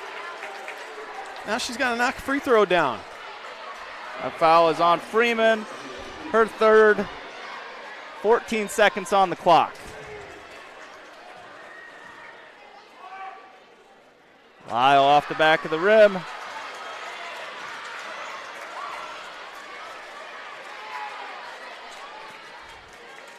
Lyle's second shot here.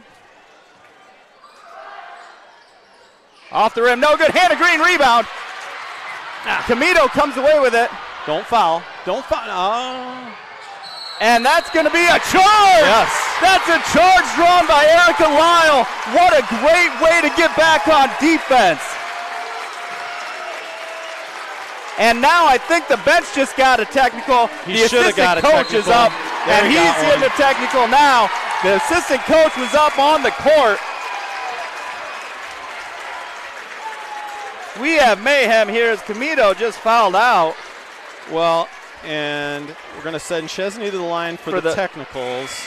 2 shots for a technical, right? Yes. And it will be Blue Jay basketball. The player control foul is not free throws, so it's just 2 free throws in the ball, not 4 free throws. Chesney to the line, tie ball game, 7 seconds left. First one up and good. Blue Jays take the lead. And really, the Carlisle bench kind of had that coming all night. Hits them both. Chesney up to 19 on the night. Blue Jays with the lead and the ball, 7 seconds remaining. Yeah. Yep, and this game's not over because they've got to get the ball inbound. They've struggled. The Blue Jays have struggled to get the ball inbounds on this sideline entry all night. They need to get it in. Obviously, they want to get it into the hands of a good free throw shooter because they're going to get fouled right away if they're able to successfully get it in. And then if you're not able to successfully get it in, you got to defend the three-point shot so you don't lose. Yep. And definitely defend the basket so that we don't go into overtime. Did you have a chance to watch that charge replay? I didn't. I thought she had great positioning. I thought she was there, so too. I don't think it was a bad call in any way. I think the Carlisle bench is just mad at the situation, but Yeah. I think it was actually a good call. I think they're frustrated because they feel like they've had several calls go against them, but there's been a lot of calls tonight in general, so. Ball into Chesney. Chesney is fouled. Okay, Ches, knock them both down, kid. Foul is going to be on Fisher. Her 4th. Chesney to the line for 2. 5.3 seconds remaining. And Chesney's going for her 16th and 17th attempts of the night.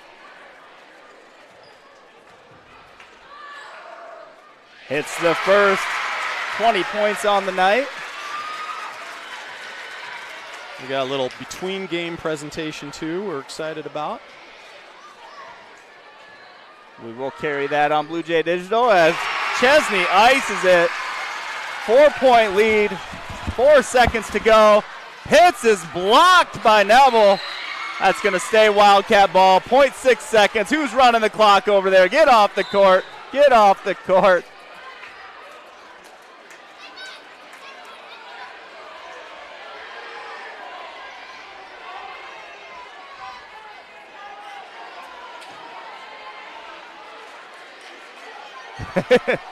So what's the penalty if you have your players run on the court early? Boy, that's there's going to be technical free throws, it looks like, for Carlisle. For the players running on the court early? Yep.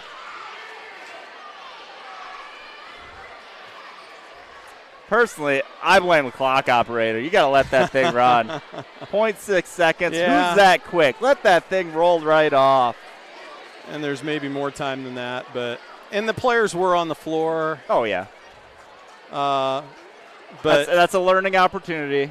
But that's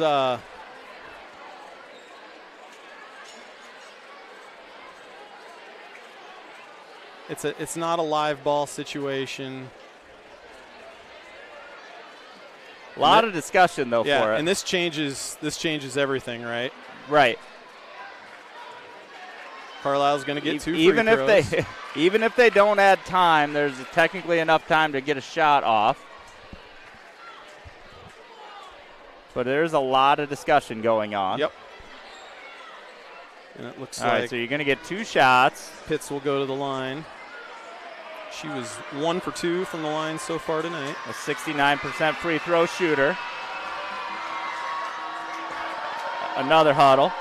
Now they're debating if there's more time that needs to be added to the clock, I think. And he's saying, nope, we're good. 0.6, that's right.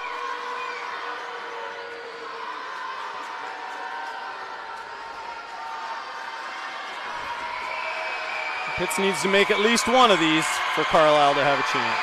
First one off the rim.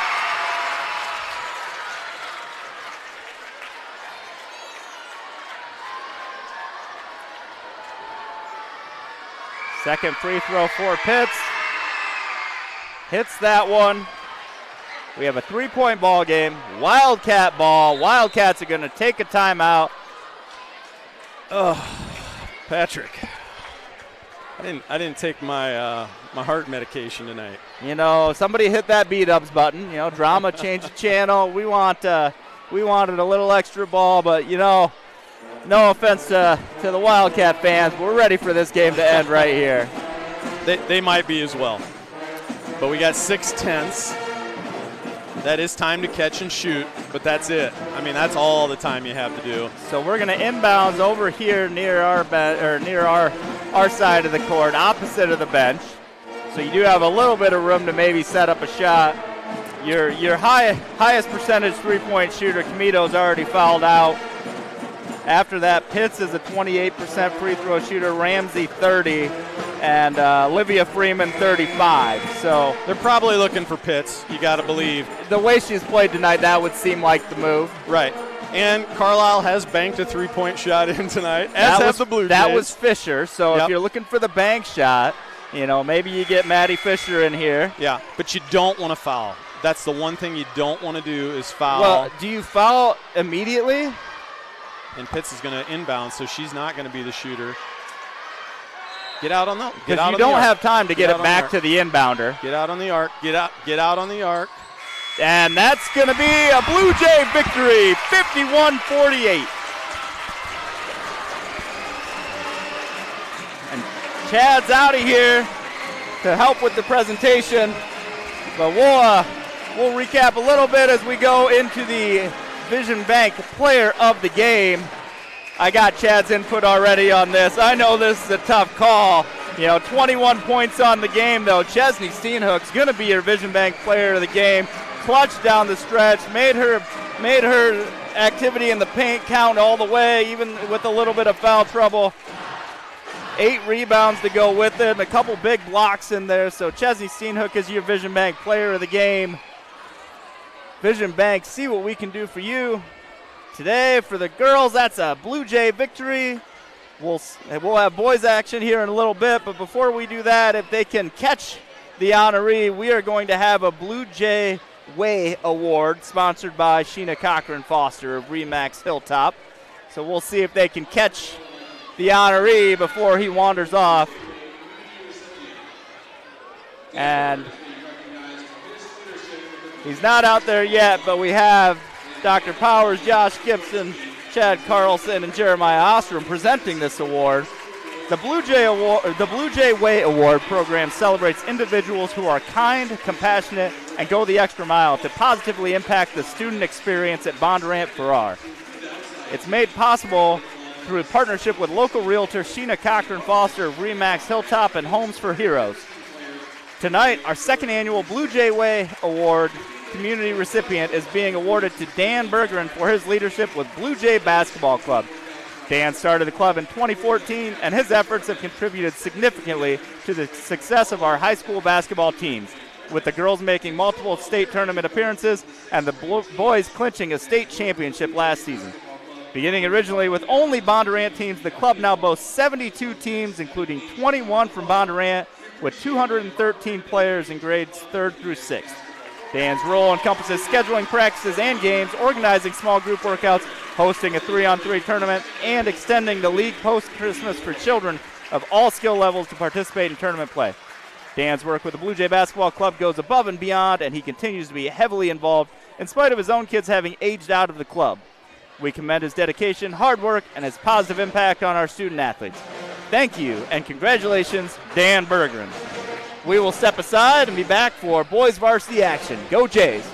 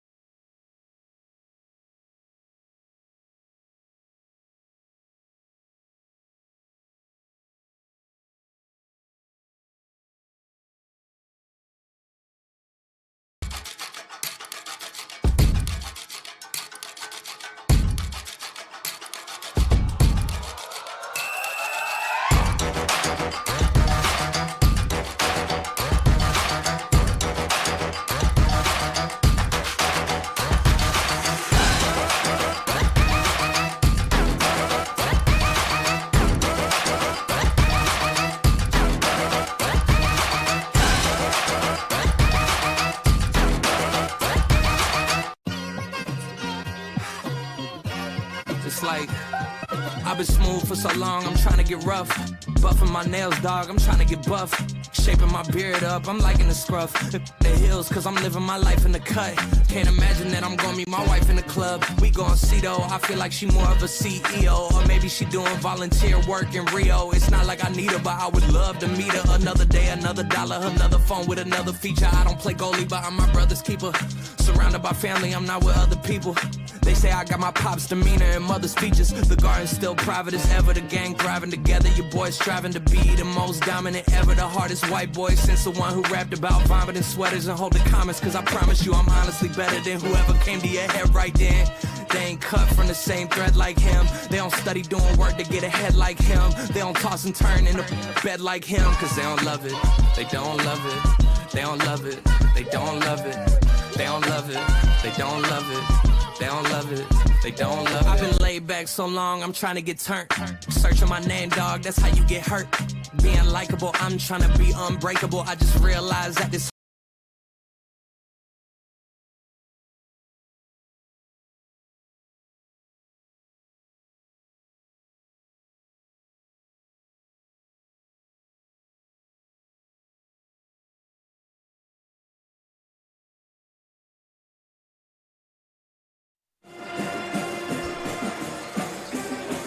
Welcome back, Blue Jay fans, to Friday night basketball here in Bondurant, Iowa. If you're just now tuning in, well, you made bad choices because you missed a heck of a girls basketball game as the Blue Jays come out victorious 51-48 over the number 12 ranked Carlisle Wildcats. But that's not the end of our night. We have boys varsity action coming up between the 2-11 Carlisle Wildcat boys versus your 7-6 Bondurant Ferrara Blue Jays. What are you looking forward to in this one, besides maybe a chance to catch your breath before the game? I want to catch my breath, but I know Coach Evans is hoping for a fast start. I think we've seen this team when they come out quick and they get up early, they're going to be really, really hard to come back on. So, 7-6 against 2-11. When it's Bondurant Ferrara and Carlisle, that doesn't always mean that much. I think Carlisle gave us one of our toughest games of the year last year, and they were a team that maybe won a couple of ball games down at their place in a year that we won the state championship. Did they win a game last year? Not. They did not win a game last year. And they darn near beat the eventual state champions in their own gym. So that's one. Number two, share the sugar. This team feeds off of each other when they're playing at their very best. Everybody's getting touches. Everybody's knocking down shots. The assist numbers are high. So I think that's another key. And three, just staying out of foul trouble. I think what Coach Evans has charted pretty well is in their wins, they're not getting into foul trouble. In their losses, they're getting into foul trouble. So those are the three things tonight. I have no magic formula like Abby Neville and Hannah Green making three-point shots, which turned out to be quite the prophecy, I might add. Yeah.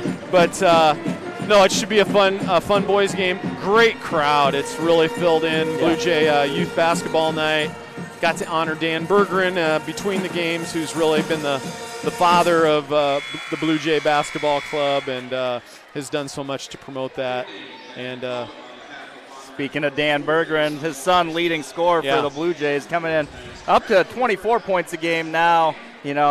So many games, it changes a lot, but 24 points a game for him, 6 rebounds, and most of the time he's the leading scorer for the Blue Jays.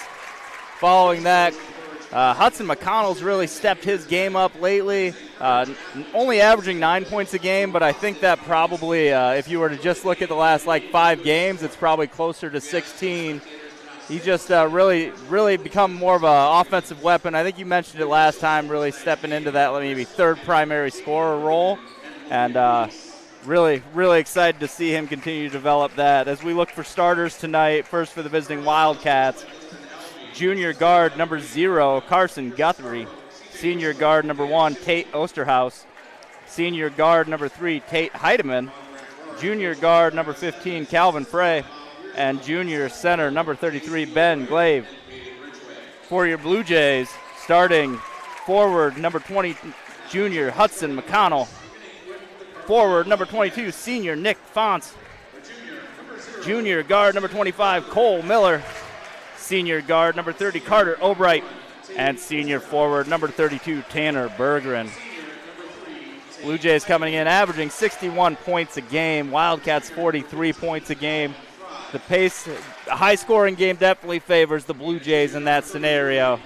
And we'll see if we can keep that going. You see that last starter for the Wildcats, Ben Glaive, 6'6", playing like a football player on the basketball court. Nick Fonce will have the job of manning up against him, and we'll see if Nick's up to the challenge. He has been all season, and we'll look for him to continue that. Yeah, and it's really a battle of styles here tonight. As you mentioned, the Blue Jays want to really get up and down the floor, get out in transition, hit threes, play with pace. Carlisle's going to really want to drag this thing down to a crawl.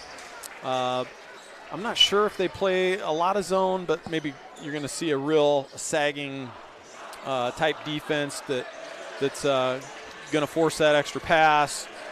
They really need to rebound well out of that if they want to be successful in what they want to do from a tempo standpoint.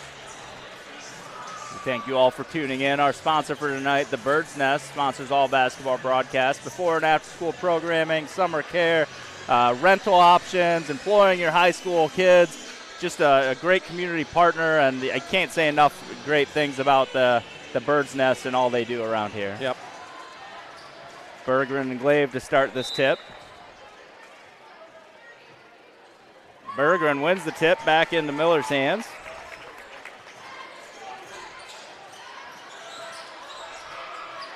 Carlisle and man-to-man. Fonce with it over to Albright. Albright for three off the rim, no good. McConnell triple tips it to himself and is fouled. Osterhaus going to have the first foul of the game. That's a lot of fingertip control there by Hudson McConnell to secure that basketball and get himself up for a shot.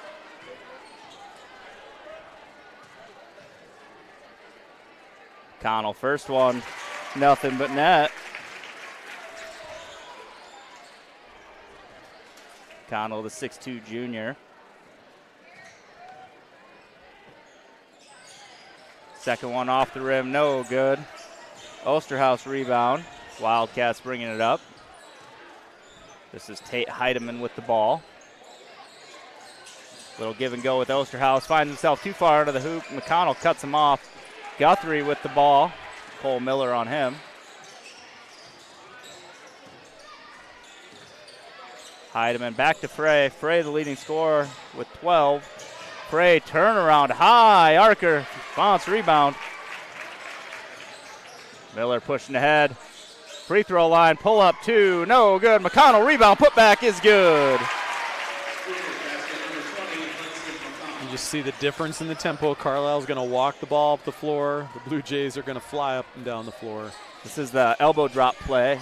You saw Heidemann, I think his professional wrestling move. Osterhaus, drive, float, off the rim, no good. Glaive and Fonz tie it up, and we're going to have a jump ball.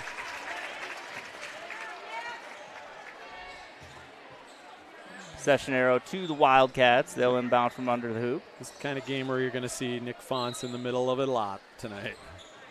In the middle of it all. Osterhaus back to Frey. Frey trying it, but on Berggren. Kick out. Heidemann in the paint. Turnaround. Left hand. No good. Miller rebound. Blue Jays going to push back the other way quickly. Berggren for three. Off the front of the rim. No good. Osterhaus rebound. Osterhaus to Guthrie. Guthrie has Miller on him. Miller almost had that thing knocked away. And they're going to say over and back. The Carlisle coach wants the push. Not going to get it. Blue Jays going to create that turnover.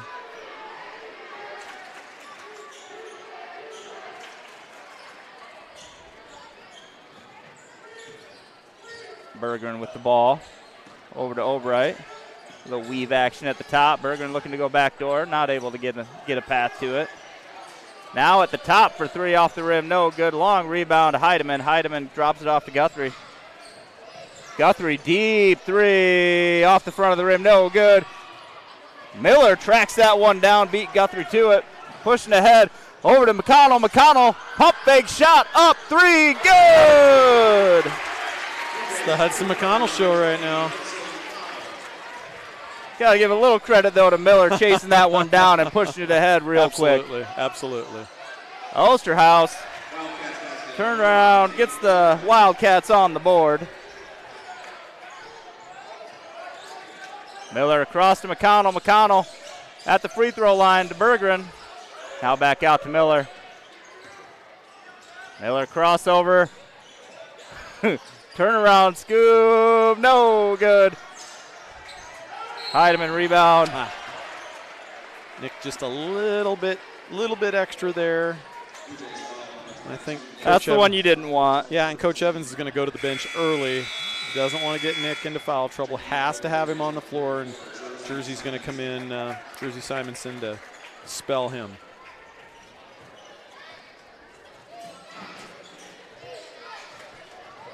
Heidemann going to bring that up court.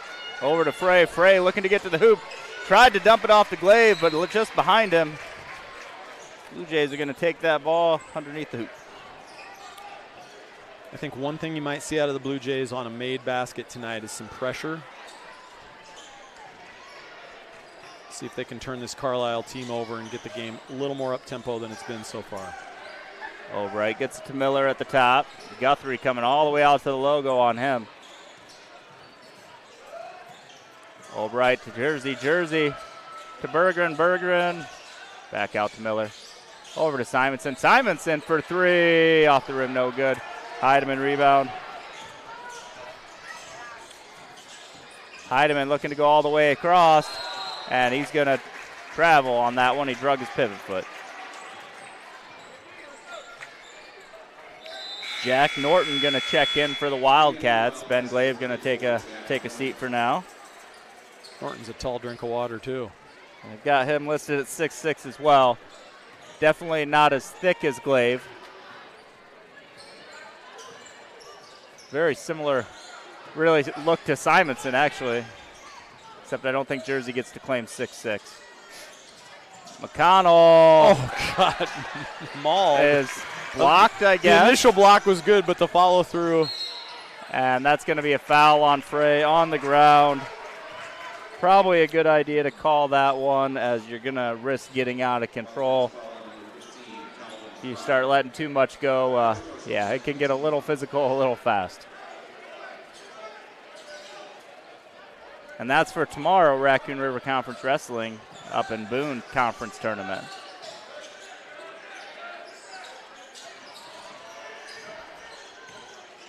Miller over to Berggren. Berggren drives, float, off the rim, no good. Jersey Simonson, nice rebound, job, put Jersey. back. Really nice job by Jersey getting that offensive rebound.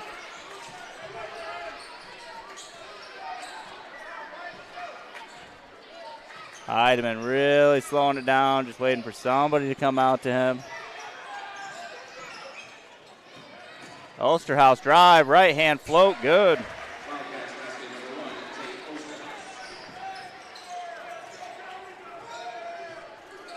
Osterhaus and Fry both averaging it right at 12 a game. Miller pull up two, good.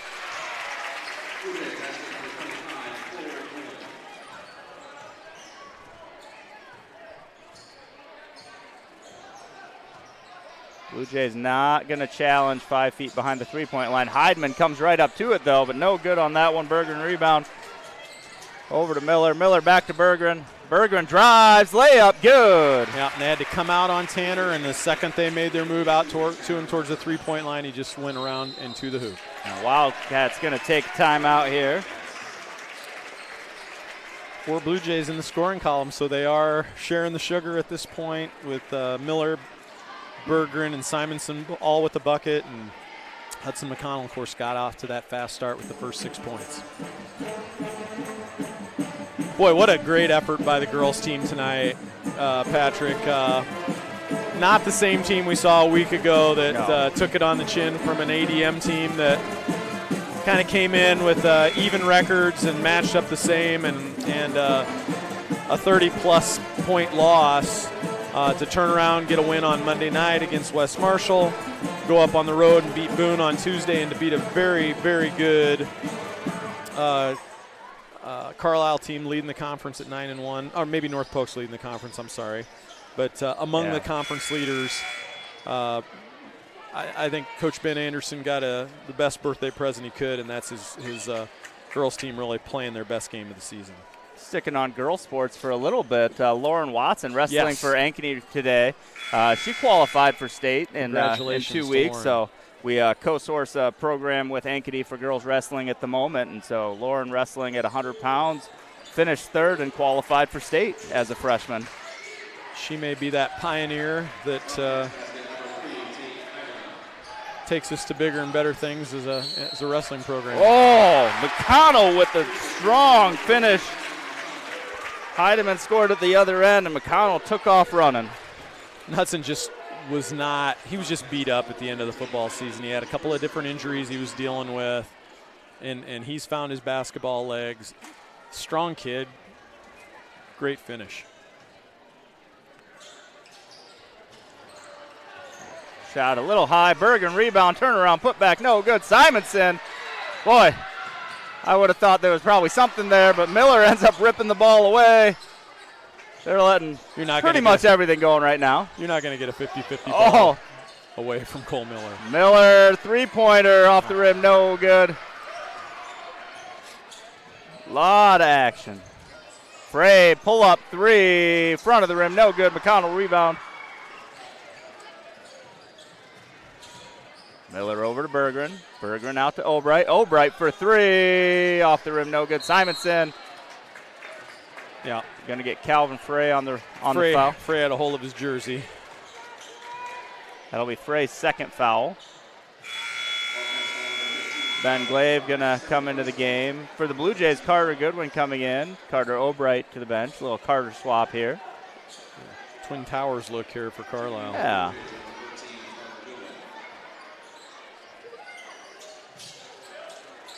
Miller out to Simonson. Berggren over to McConnell. McConnell out to Miller. Now Goodwin with it. Turn lay-in, good. Carter Goodwin with the quick bucket. He didn't want to mess around. He wanted to get in the stat sheet early. Three-pointer off the rim, no good from Norton. Berggren coming back the other way. Hesitation, shot up, good. Nice hezzy there. I used the word hezzy. You did. You used hezzy. What you use in the girls' game? There was a word you used that you've been looking at your thesaurus lately. I don't know. If I use big enough words, you might not know if it's really a word even. It wasn't like juxtaposition or anything like that. But no. It was uncalled for, I thought. Unencumbered? Was that what it was? Unencumbered, yes.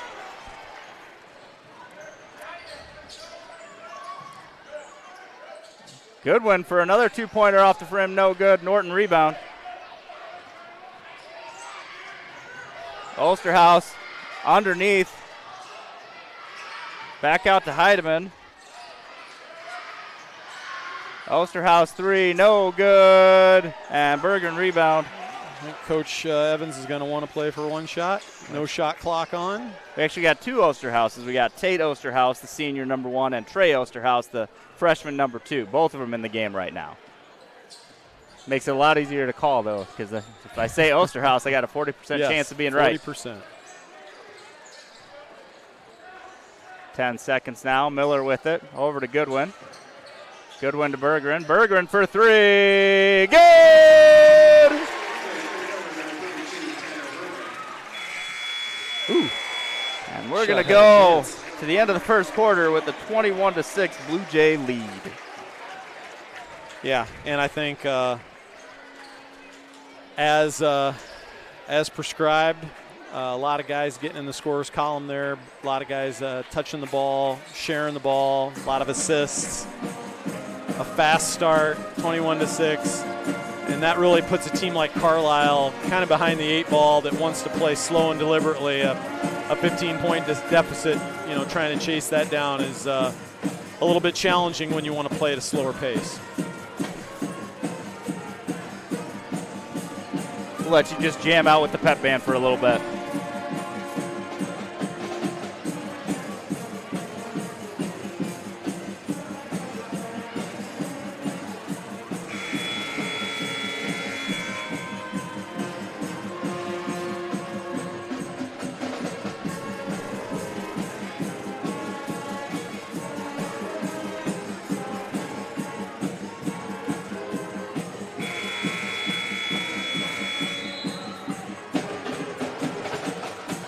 So 5 Blue Jays in the scoring column so far tonight, led by Hudson McConnell, his 8 points, followed closely behind by Tanner Bergeron, 7, and then 2 each for Carter Goodwin, Cole Miller, Jersey Simonson. And with that, Nick Fonts is back on the floor for the Jays. Despite what the band was playing, we are not halfway there. Guthrie, little push off, gets the layup attempt, no good. Connell comes away with the second one. Bergeron, a little hesitation again. Goodwin with it. Brett McDowell was looking to get open underneath. Goodwin. Out to McDowell. McDowell underneath the Bergeron. Bergeron turnaround fade off the front of the rim. Fonts with the tip. And McConnell chased it down. Fonts on the ground. Over to McDowell. Great hustle all around. McDowell shot up. No good. Tate Osterhaus rebound. And we're going to get Carter Goodwin with the foul. But great hustle there from all over, really. McConnell dove out of bounds to save it back into Fonts. Fonts dives to the ground to kick it out to McDowell. That's got to go on Fonts' highlight reel, even though nothing came of that play. The hustle just – and it's contagious amongst your teammates.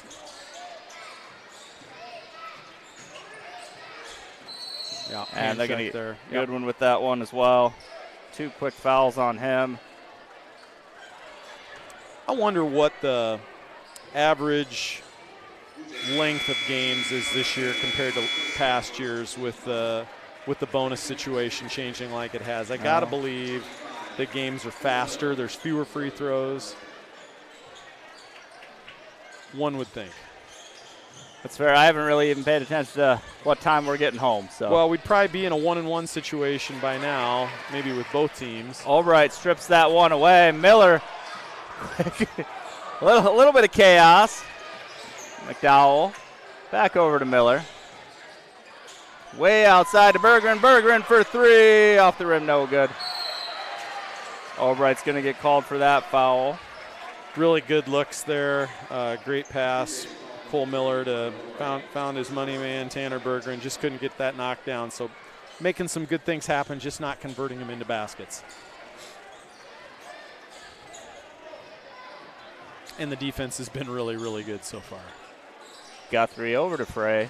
Frey. And somehow that went right through Albright's hands. Carter made sure to let the official know, I didn't touch it. I missed it. Yeah.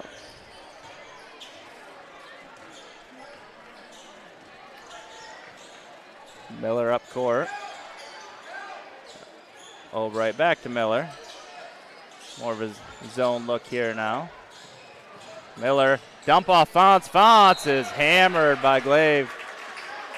Oof. Looked a little excessive.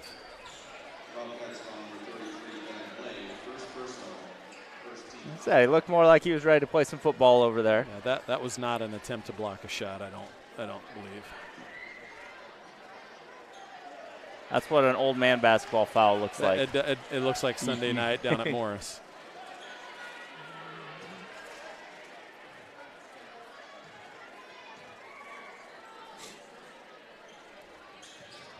Fonts hits 1 out of 2. First bucket of the game. Well, we got the elbow drop coming again.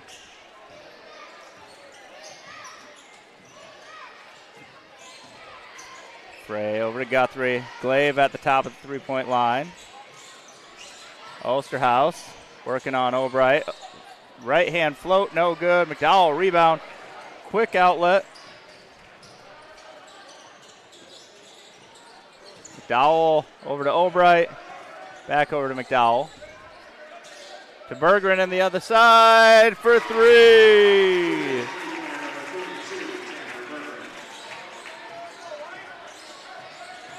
That's 10 points early for Bergeron. You get McDowell on the foul.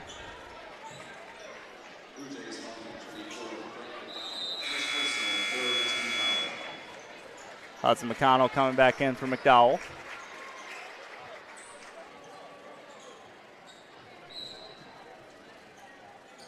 Want to stay solid defensively there.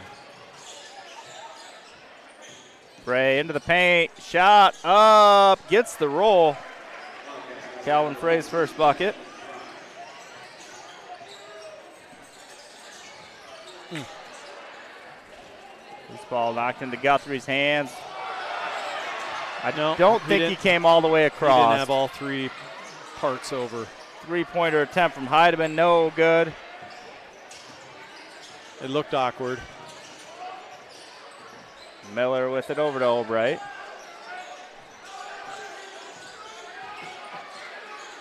McConnell, 2-pointers, good.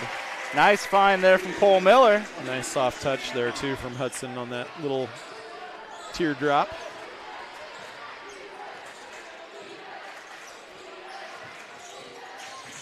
Heidemann looking to drive, kick out, Guthrie for three, off the rim, no good. McConnell comes away with this one. He's got a handful of rebounds tonight, too. I got him for 6 already. Berggren high into Fonz. Fonz brought the ball low, probably shouldn't have. Guthrie going to pull up 3, and he hits that one, Farouk Manesh style.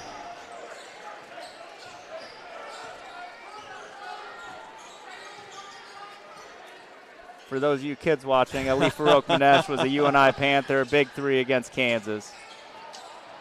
Albright, big rebound, Calvin Frey with the block. Scoop shot, Osterhaus, no good, and Glave's going to get called for the foul. It's going to be 2 on Glaive. Norton's going to come in for him immediately.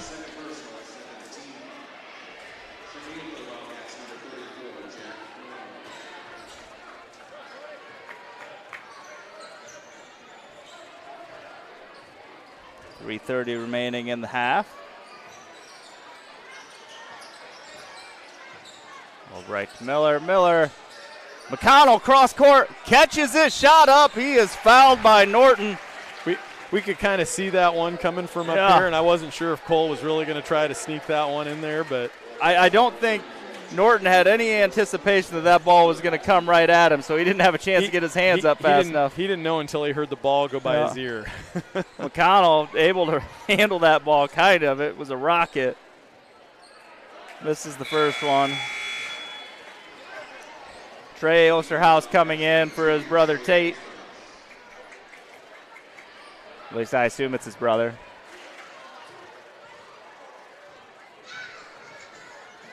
McConnell, second one, in and out.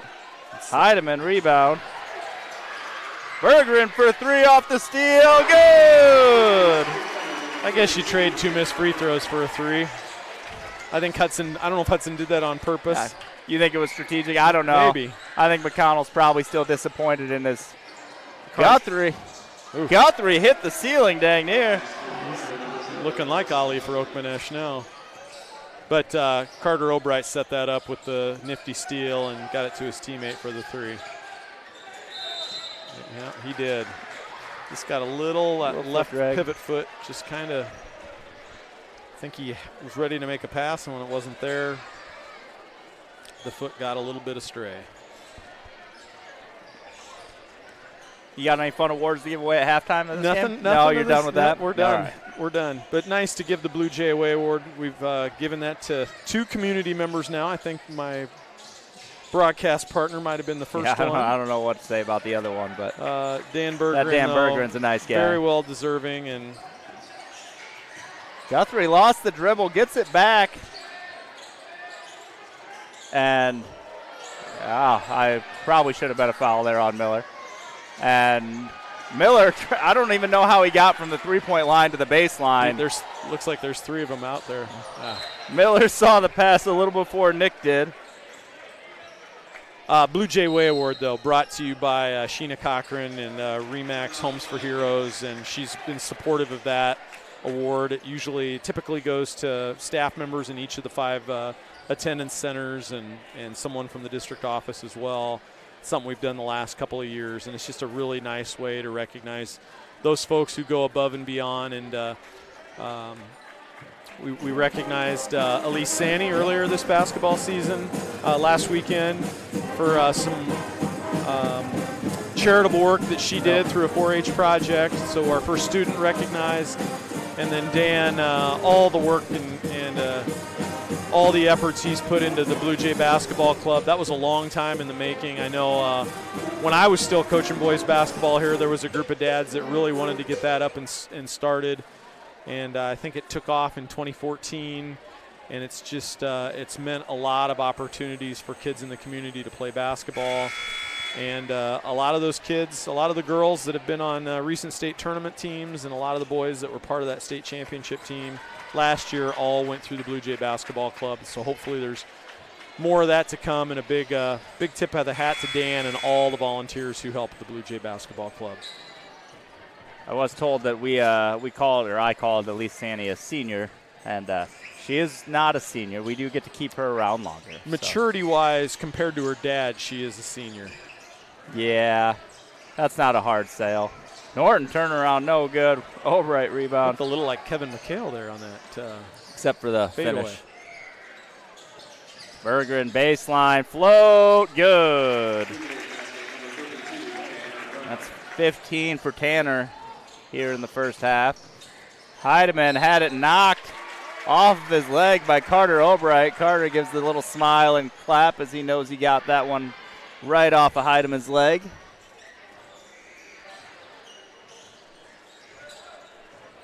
Under 2 minutes now. Albright back over to Miller. Miller, Albright pump fake back to Miller. Miller for the open three. Good.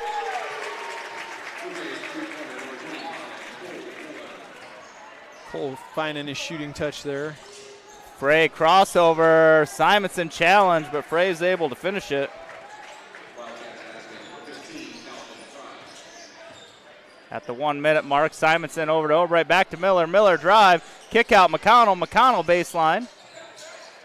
Brings it back out to Miller. Still 22 seconds on the shot. Miller's blocked by Norton. Gets it back, puts it up. No good. McConnell with the putback finish. Hudson on the spot. Heidemann kick out. Guthrie for three. His third.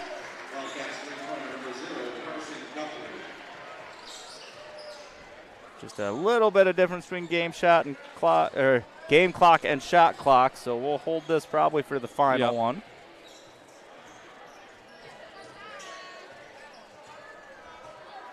Give Cole Miller a chance to catch his breath. He's huffing and puffing out there. He's played all of 16 minutes, I believe. He doesn't need many breaks. I think Tanner Bergeron might get this shot. Bergeron for three, off the front of the rim, no good. Trey Osterhaus ahead. Norton for three. It's good. Jack Norton with the buzzer beater. Not the guy you would have expected to make that. Oh, great hustle by Trey Osterhaus to get that ball ahead. And Wildcats get the last bucket. 37-22 as we go into half. We'll see it for the second half. Go Jays.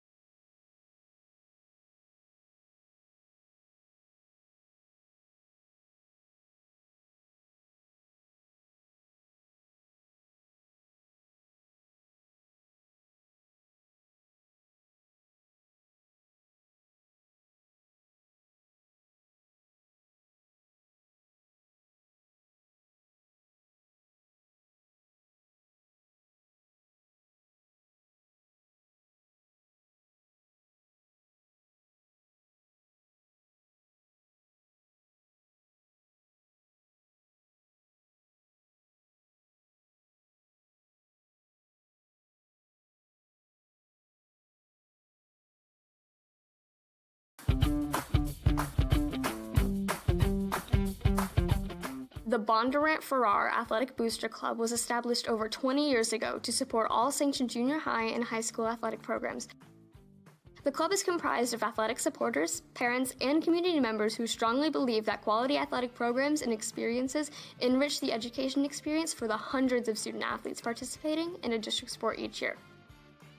Each year, the Booster Club raises thousands of dollars that are reinvested into athletic programs.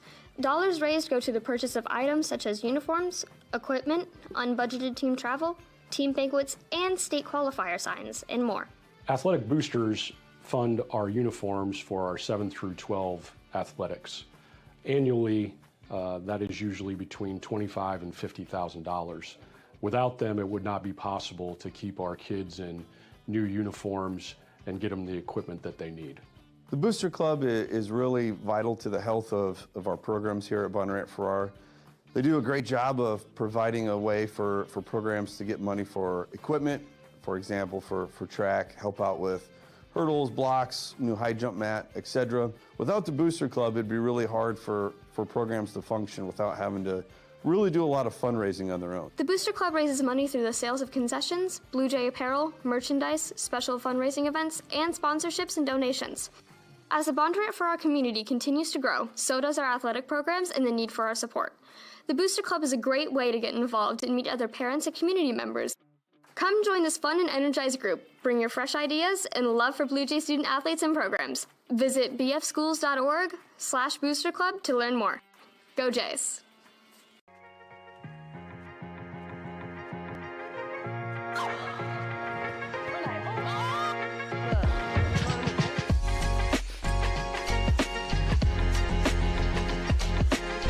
Hello, Blue Jays. I'm Garrett Monson. And I'm Maddie Miller. Welcome back to the ring. On this episode,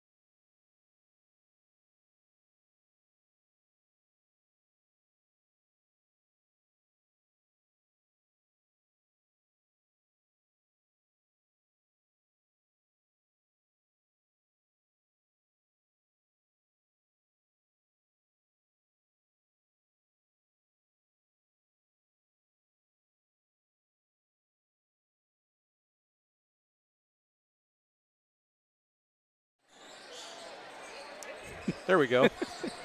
All right, welcome back to second half action here in Bondurant between the Blue Jays and the Wildcats. Blue Jays coming out of half with a 37-22 lead.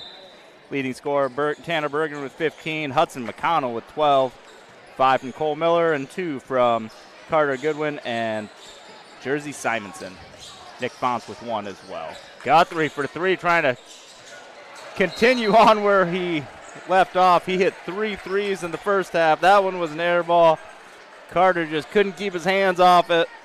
So Wildcats will keep the ball. Yeah, frustrated with himself and see if he can dig in. And probably wasn't expecting the ball to come right to him. So Miller tips it to Glaive. Miller just can't avoid it making assists. Yeah. Ben Glaive gets the bucket. He'll go to the line for 1. That foul is on Cole, his first. Yep, just always looking for the assist. Yeah, and really a little momentum change here because the Blue Jays were up 37-19. The Wildcats hit a 3 right at the buzzer. And now they've scored the last 5. They outscored the Blue Jays in the second quarter. So I know Coach Evans is going to want to see some things turn for the better here. Miller over to Albright. Carlisle in his zone. McConnell trying to hunt underneath. Albright for 3. Good. Carter Albright opening up the second half. Great seeing that. Frustrated with himself down on the defensive end with that out of bounds call. Comes down, keeps himself in the game, knocks down a 3. My phone just told me we have a loud environment. My watch did anyway. Yeah, I believe that. And the band isn't even playing when the phone went off. Heidemann for 3. 5 points for him. McConnell into Fonts. Fonts out to Miller. Miller into Albright. Albright is fouled by Ben Glaive. That's going to be his 3rd. Yeah. Albright will go to the line for 2.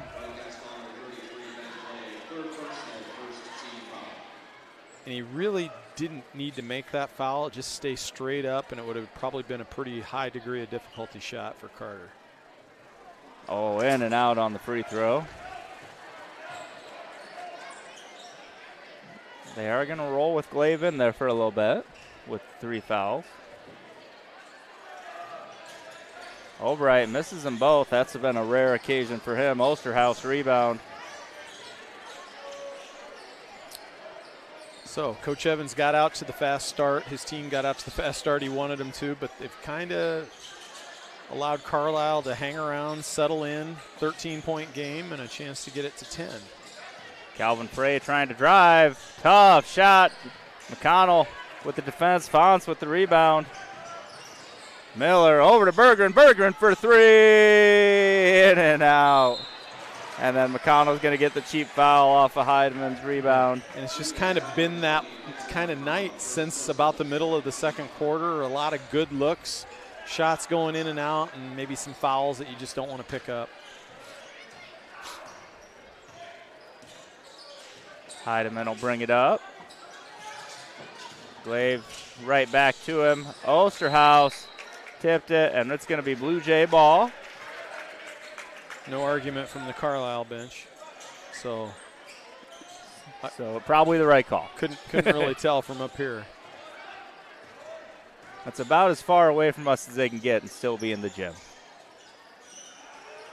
All right, over to Miller. Miller, cross court. Bergeron going to try this one again, and that one's going to go. Yeah, he keeps getting open looks against that zone. He's going to have 30 points before the end of this quarter. Frey, kick out, Guthrie, Heidemann. Heidemann drive, tucks it like a football. No good on the shot. Fonts goes up, gets the rebound. Miller to Albright. Albright is hatcheted. That's going to be 4 on Glaive. And the second one that you might question whether there was any actual basketball to. No good intent there.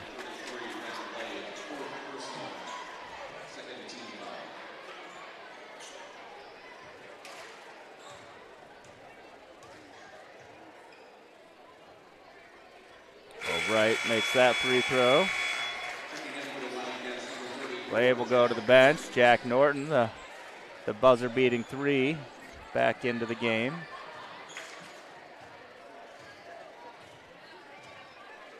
Albright, second shot up, and nothing but net.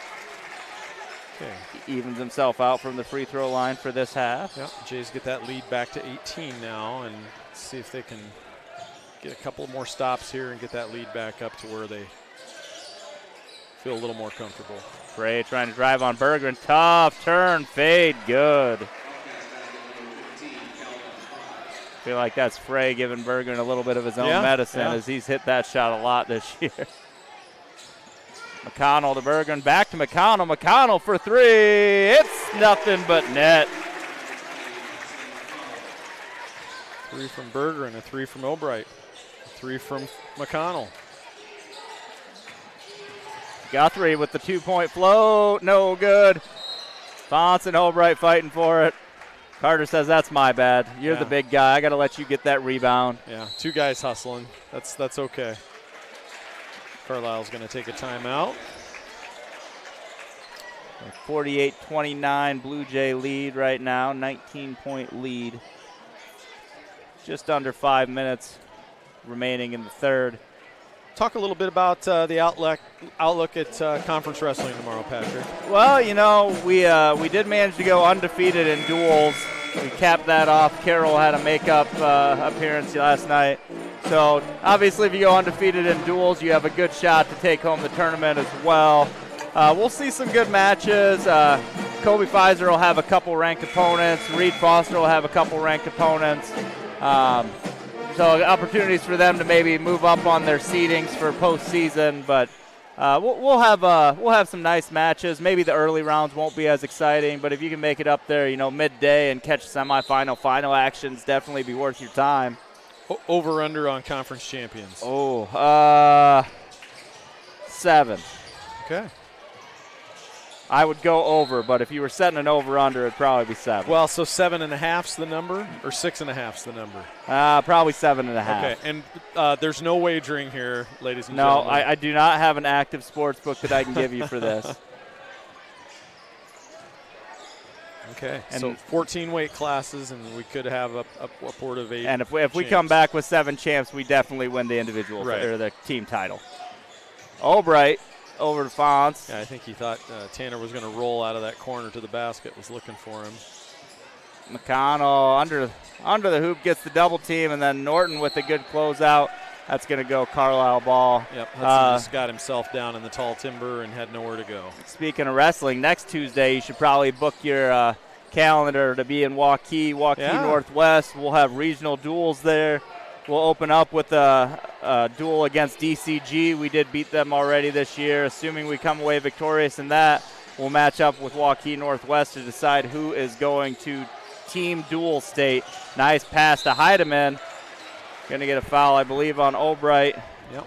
Waukee Northwest, coached by my good friend Chad Volmecki. He's former head coach at Waukee and made the move to Northwest. He was on my brother's football staff for a long time. He's got a son that wrestles, I think 157. I think you're right. So he'll get to match up with Jack Lewis. Tate Osterhaus gets the free throw. Albright going to go to the bench. Carter Goodwin going to come in. Looks like Trey Osterhaus is going to come in for Tate potentially. But yeah, so it should be a good Saturday of wrestling and a really exciting Tuesday. It'll be a big deal to kind of fill up the environment. Yeah. And, take over Waukee Northwest's gym there. And that'll be that's a big gym, so there's plenty of room for all Blue Jay fans. And really a great opportunity to advance to state duels, and which we haven't done in my time around here. Guthrie for a long three. Carter Goodwin's going to catch the air ball. But I do think there's a real chance we can take this one, so it's definitely, definitely one we're showing up to and see what happens. Berggren picks up the loose ball over to Miller. Miller, pump fake, pull up three, off the front of the rim, no good, into the hands of Trey Osterhaus. Osterhaus coming back the other way. And pump out to Heidemann. Heidemann off the rim, no good. Miller rebound. I'd like to see the Blue Jays push just a little bit here. I know Cole's played every minute of this game so far, but just try to get a little tempo going. really kind of settled into Carlisle. Bergeron finds a lane, soft floater, puts him at 20. And I think they can score against Carlisle's half court, but I think looking to push a little bit will. Trey Osterhaus with Carter Goodwin on him. Turnaround coming the other way. Tough shot. Really well defended. Bonds tips that one away. Nicely defended there by Carter. McConnell back to Miller. Miller drives into the paint. Kick out Bergeron. Bergeron for a deep three. Off the rim, no good. Heidemann rebound. Heidemann going to bring it up himself. Dump off Jack Norton for another three attempt. Off the rim this time, no good. Bergeron takes it away from Carter Goodwin. Miller crossover into the paint. Blocked by Norton. Carter Goodwin gets it. And he takes a tough angled shot. Norton's going to foul him, and Carter will go to the line for two. The Carlisle bigs get their money's worth on their fouls.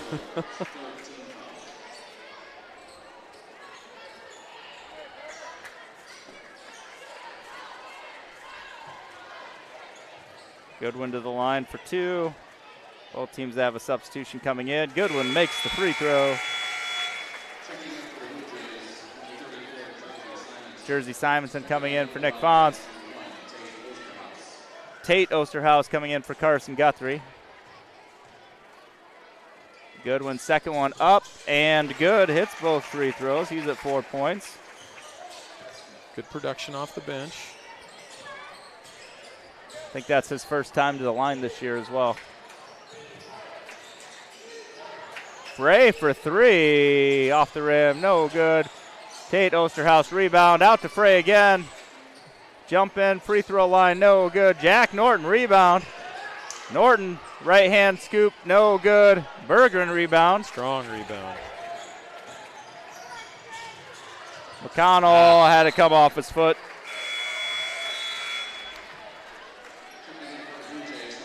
That earned 2 foot stomps from Coach Evans. Brett McDowell coming in, Bergeron to the bench. Frey, Osterhaus, Heidemann, and Norton for the Wildcats. Dowell, Miller, Simonson, Goodwin, and McConnell in for the Blue Jays. So Trey Osterhaus. Minute and a half left, and in a quarter is where you really want to separate yourself a little bit more. Miller gets a hand on that. Goodwin comes away with it. Goodwin going to drive. Shot up. Gets the bank. Good, strong finish, Carter Goodwin. Frey coming back, trying to get to the rim. Shot up. No good. McDowell rebound, and Frey's going to foul him running the other way. It's third foul on Calvin Frey.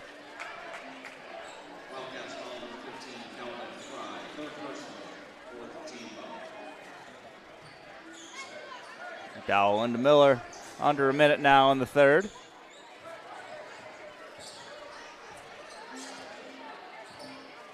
Coach Evans barking out a call here. Goodwin over to McConnell. McConnell drives, and they're going to get Trey Osterhaus on the reach-in. No shot there. Yeah, and that's exactly what he wanted, was a one-on-one matchup with McConnell and the freshman, and got what they wanted. Now they're going to get a 2-for-1 out of the deal.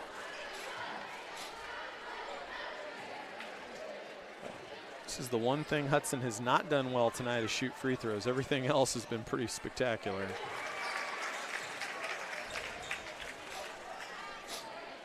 McConnell, a 65% free throw shooter on the season.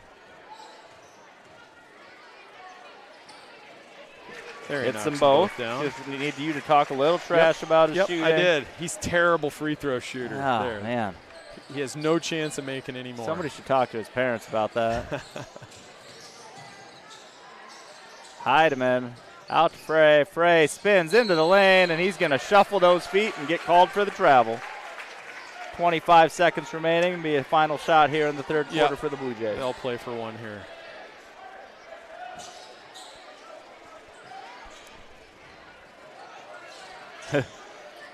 Waited just a little bit longer than people were comfortable with to get that ball in.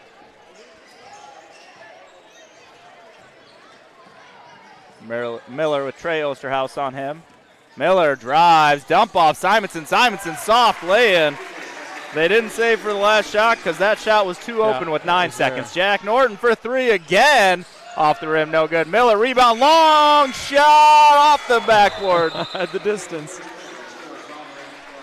So end of the third quarter, we got a 58-30 lead for the Blue Jays. Yeah, not a great start to that third quarter. You know, kind of the last 2 or 3 minutes of the second quarter, the first 2 or 3 minutes of the third quarter kind of belonged to Carlisle, but the Blue Jays kind of found their feet underneath them again and extended that 15-point halftime lead out to 28. Where we are right now, of course, that magic number's 35, where the clock continues to run, and good opportunity for Coach Evans and his staff to get their bench guys a few more minutes tonight. We've seen a really nice job out of Carter Goodwin. Brett McDowell's seen a few minutes that we didn't see out of him a week ago Friday when we were here, and then Jersey Simonson with 4 points tonight as well. He's played some quality minutes when he's been in there as well. Yeah, nice to see a little bit more action from the bench. Looking forward for the Blue Jays, they got Carroll at Carroll on Tuesday night. So if you're looking for a road trip farther than Waukee Northwest. You know what my favorite part about the road trip to Carroll always was? If you could stop in Ogden at the Lucky Pig and get yourself a tenderloin on the way home, you were living right. But it might be a little late on a Tuesday night. It's the one thing I'll never understand why this conference schedules Bondurant Farrar, the team farthest away from Carroll, to go to Carroll on a Tuesday night. And I believe there's some talk about shaking up the scheduling a little bit, but we should not be going to Carroll on a Tuesday night. It's not good for kids. It's not in their best educational interests by any means. Well, Friday night's a little closer. Gilbert comes to us the following Friday, so a week from today. Bergeron for 3, in and out. Boy, he's had, I bet, 4 shots that have done that tonight. Osterhaus kick out Heidemann. But he's also made 4. Right. Heidemann, nice drive. Simonson, though, takes the rebound. Heidemann looks like a fullback taking the ball to the hoop. If I remember right, he was a quarterback. Was he? Yeah. McDowell across to Simonson. Simonson needs to get that shot up and does. Good soft touch.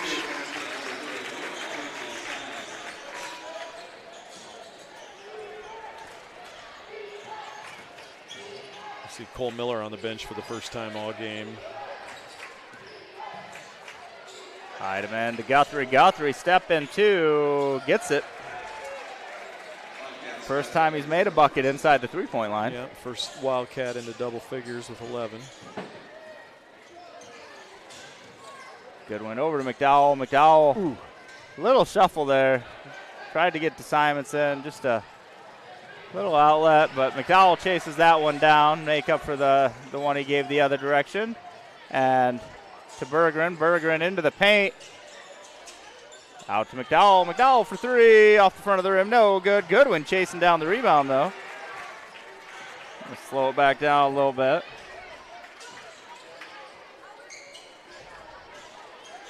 McDowell tried to get that ball into Simonson. Heidemann read it like a book. And ooh, that's a charge. I would have thought so too, but Trevor Clark shot no good. Thought he took one to the nose of the chin too. McDowell over to Albright over to Goodwin. A little weave action at the top, and then Goodwin's going to drive in. No good. Bergeron rebound. No good. Bergeron put back. Padding those rebounding stats. That's what Moses Malone used to do that. We're going to get a travel called.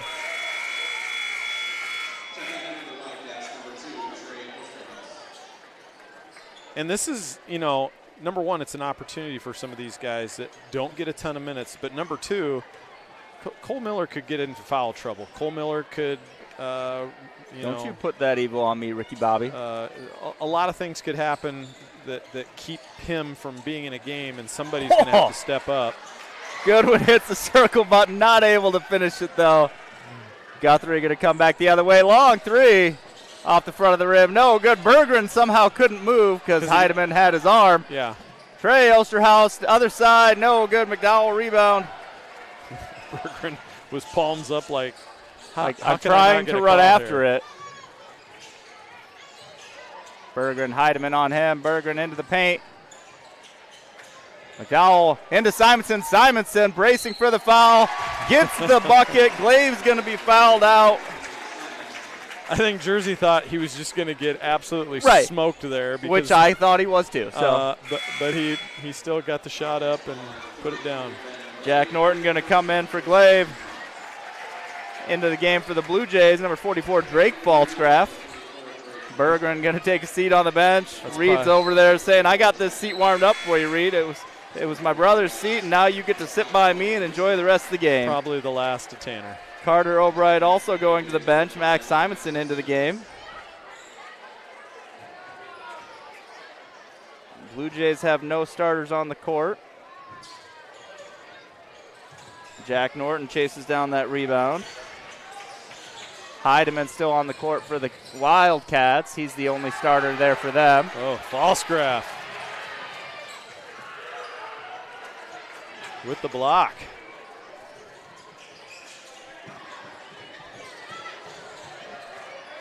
Great defense from Falsgraf, something you never hear said about Brad, ever, in any sport, ever. McDowell is blocked by Heidemann, and they're going to get a jump ball. Arrow to the Wildcats. We got number 10 and 24. That's going to be Carter Smalley and Dawson Van Zanti in. Jack Norton and Tate Heidemann to the bench for the last four.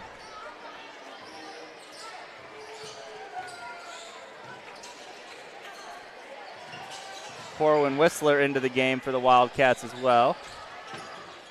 Turnaround, tough shot. Simonson with the block ahead to Goodwin. Goodwin, layup, no good. Whistler with the foul. Simonson, big block there.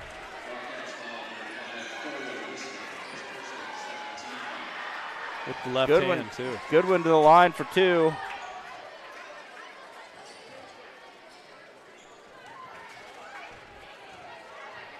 Making a living at the free throw line this second half is Carter. Now coming in, Simonson to the bench. Number 40, Jake Trusty into the game. McDowell to the bench, and number 42, Ryder Miller in. So the Blue Jays have Trusty, Falsgraf, Goodwin, Ryder Miller, and Simonson in, and I think Carter Goodwin's going to go to the bench after sinking that free throw. 8 points for Carter, and now we've got the clock's going to run, too. Albright is into the game, number 15. I thought that was only 67. 34. Okay, I thought that was... Trey Osterhaus has it knocked away by Max Simonson. Falsgraf picks up the rebound, or the loose ball. Simonson with it now. Simmons. Why? Oh, Simonson, Simmons. Man, I'm sorry, Max. Ryder Miller into the paint. A Braden Miller turnaround jumper, no good.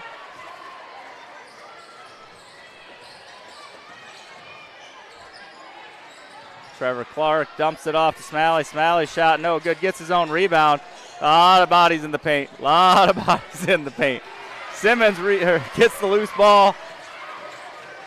Slows it down.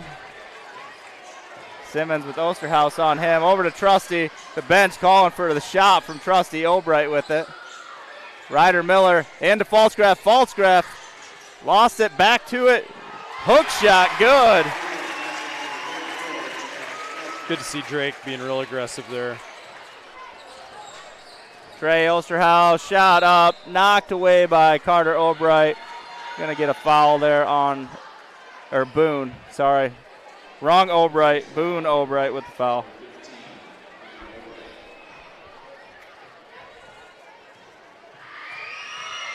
Trey Osterhaus to the line. That shot is in, and we're going to get another Wildcat in. This is going to be Andon Fernall into the game. Trevor Clark to the bench.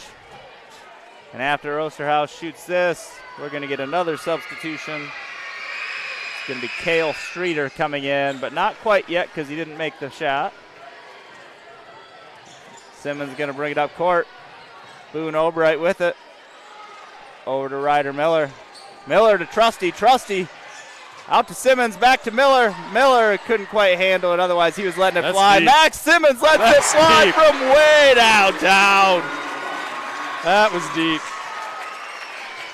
If we had a big logo, that would have been a logo 3. We just had that little If we Blue just Jay got logo. a sponsor for that Like a spot, Mediacom. yeah, that'd be the Mediacom sign or the Athene sign if you were at Wells Fargo. Yeah, yeah. If you're prepping for the state tournament. Ryder Miller going to get that foul. His first. I don't think he's going to get into foul trouble with the last 2 minutes. He but could. Osterhaus was supposed to sub out of this game, but, he's back to the line, so his sub still can't come in. Ryder definitely liked the contact out on the football field, so would not shock me at all. Yeah, really stepped up as a linebacker during that run. He did. Osterhaus, no good on the second. That ball is knocked out of bounds by Dawson Van Zanti, and that's going to send Trey Osterhaus to the bench. Into the game, Cale Streeter.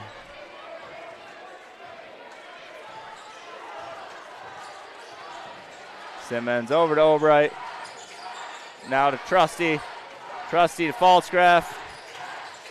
Falsgraf will let that fly if you give him a chance. Most Falsgrafs have never seen a shot they don't like. Albright over to Simmons. Simmons pump fake, brings it back the other way to Trusty. Trusty drives. Twin Towers, Ryder Miller now coming back the other way. Back to Trusty for 2. Got it. And that's in. That's a 2 for Jake Trusty. Foot was on the line. Ryder Miller's going to get called for that push. He's going to challenge me to this whole fouling concern. Yeah. And if it wasn't a continuous clock, I think he'd foul out.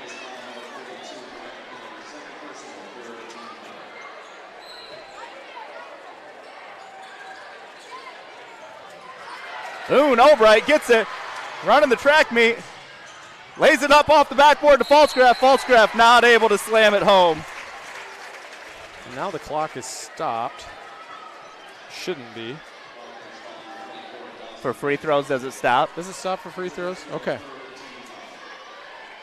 So Drake Falsgraf to the line. I don't think it did for the Carlisle free throws. Did it? Okay. Our producer, director, extraordinaire, executive producer director, I'm sorry. He gets mad if you don't call him executive. Kyle Seidel is telling us. Speaking of his team, Libby Huff has been running the camera up here next to us the whole time as Falsgraf hits the second.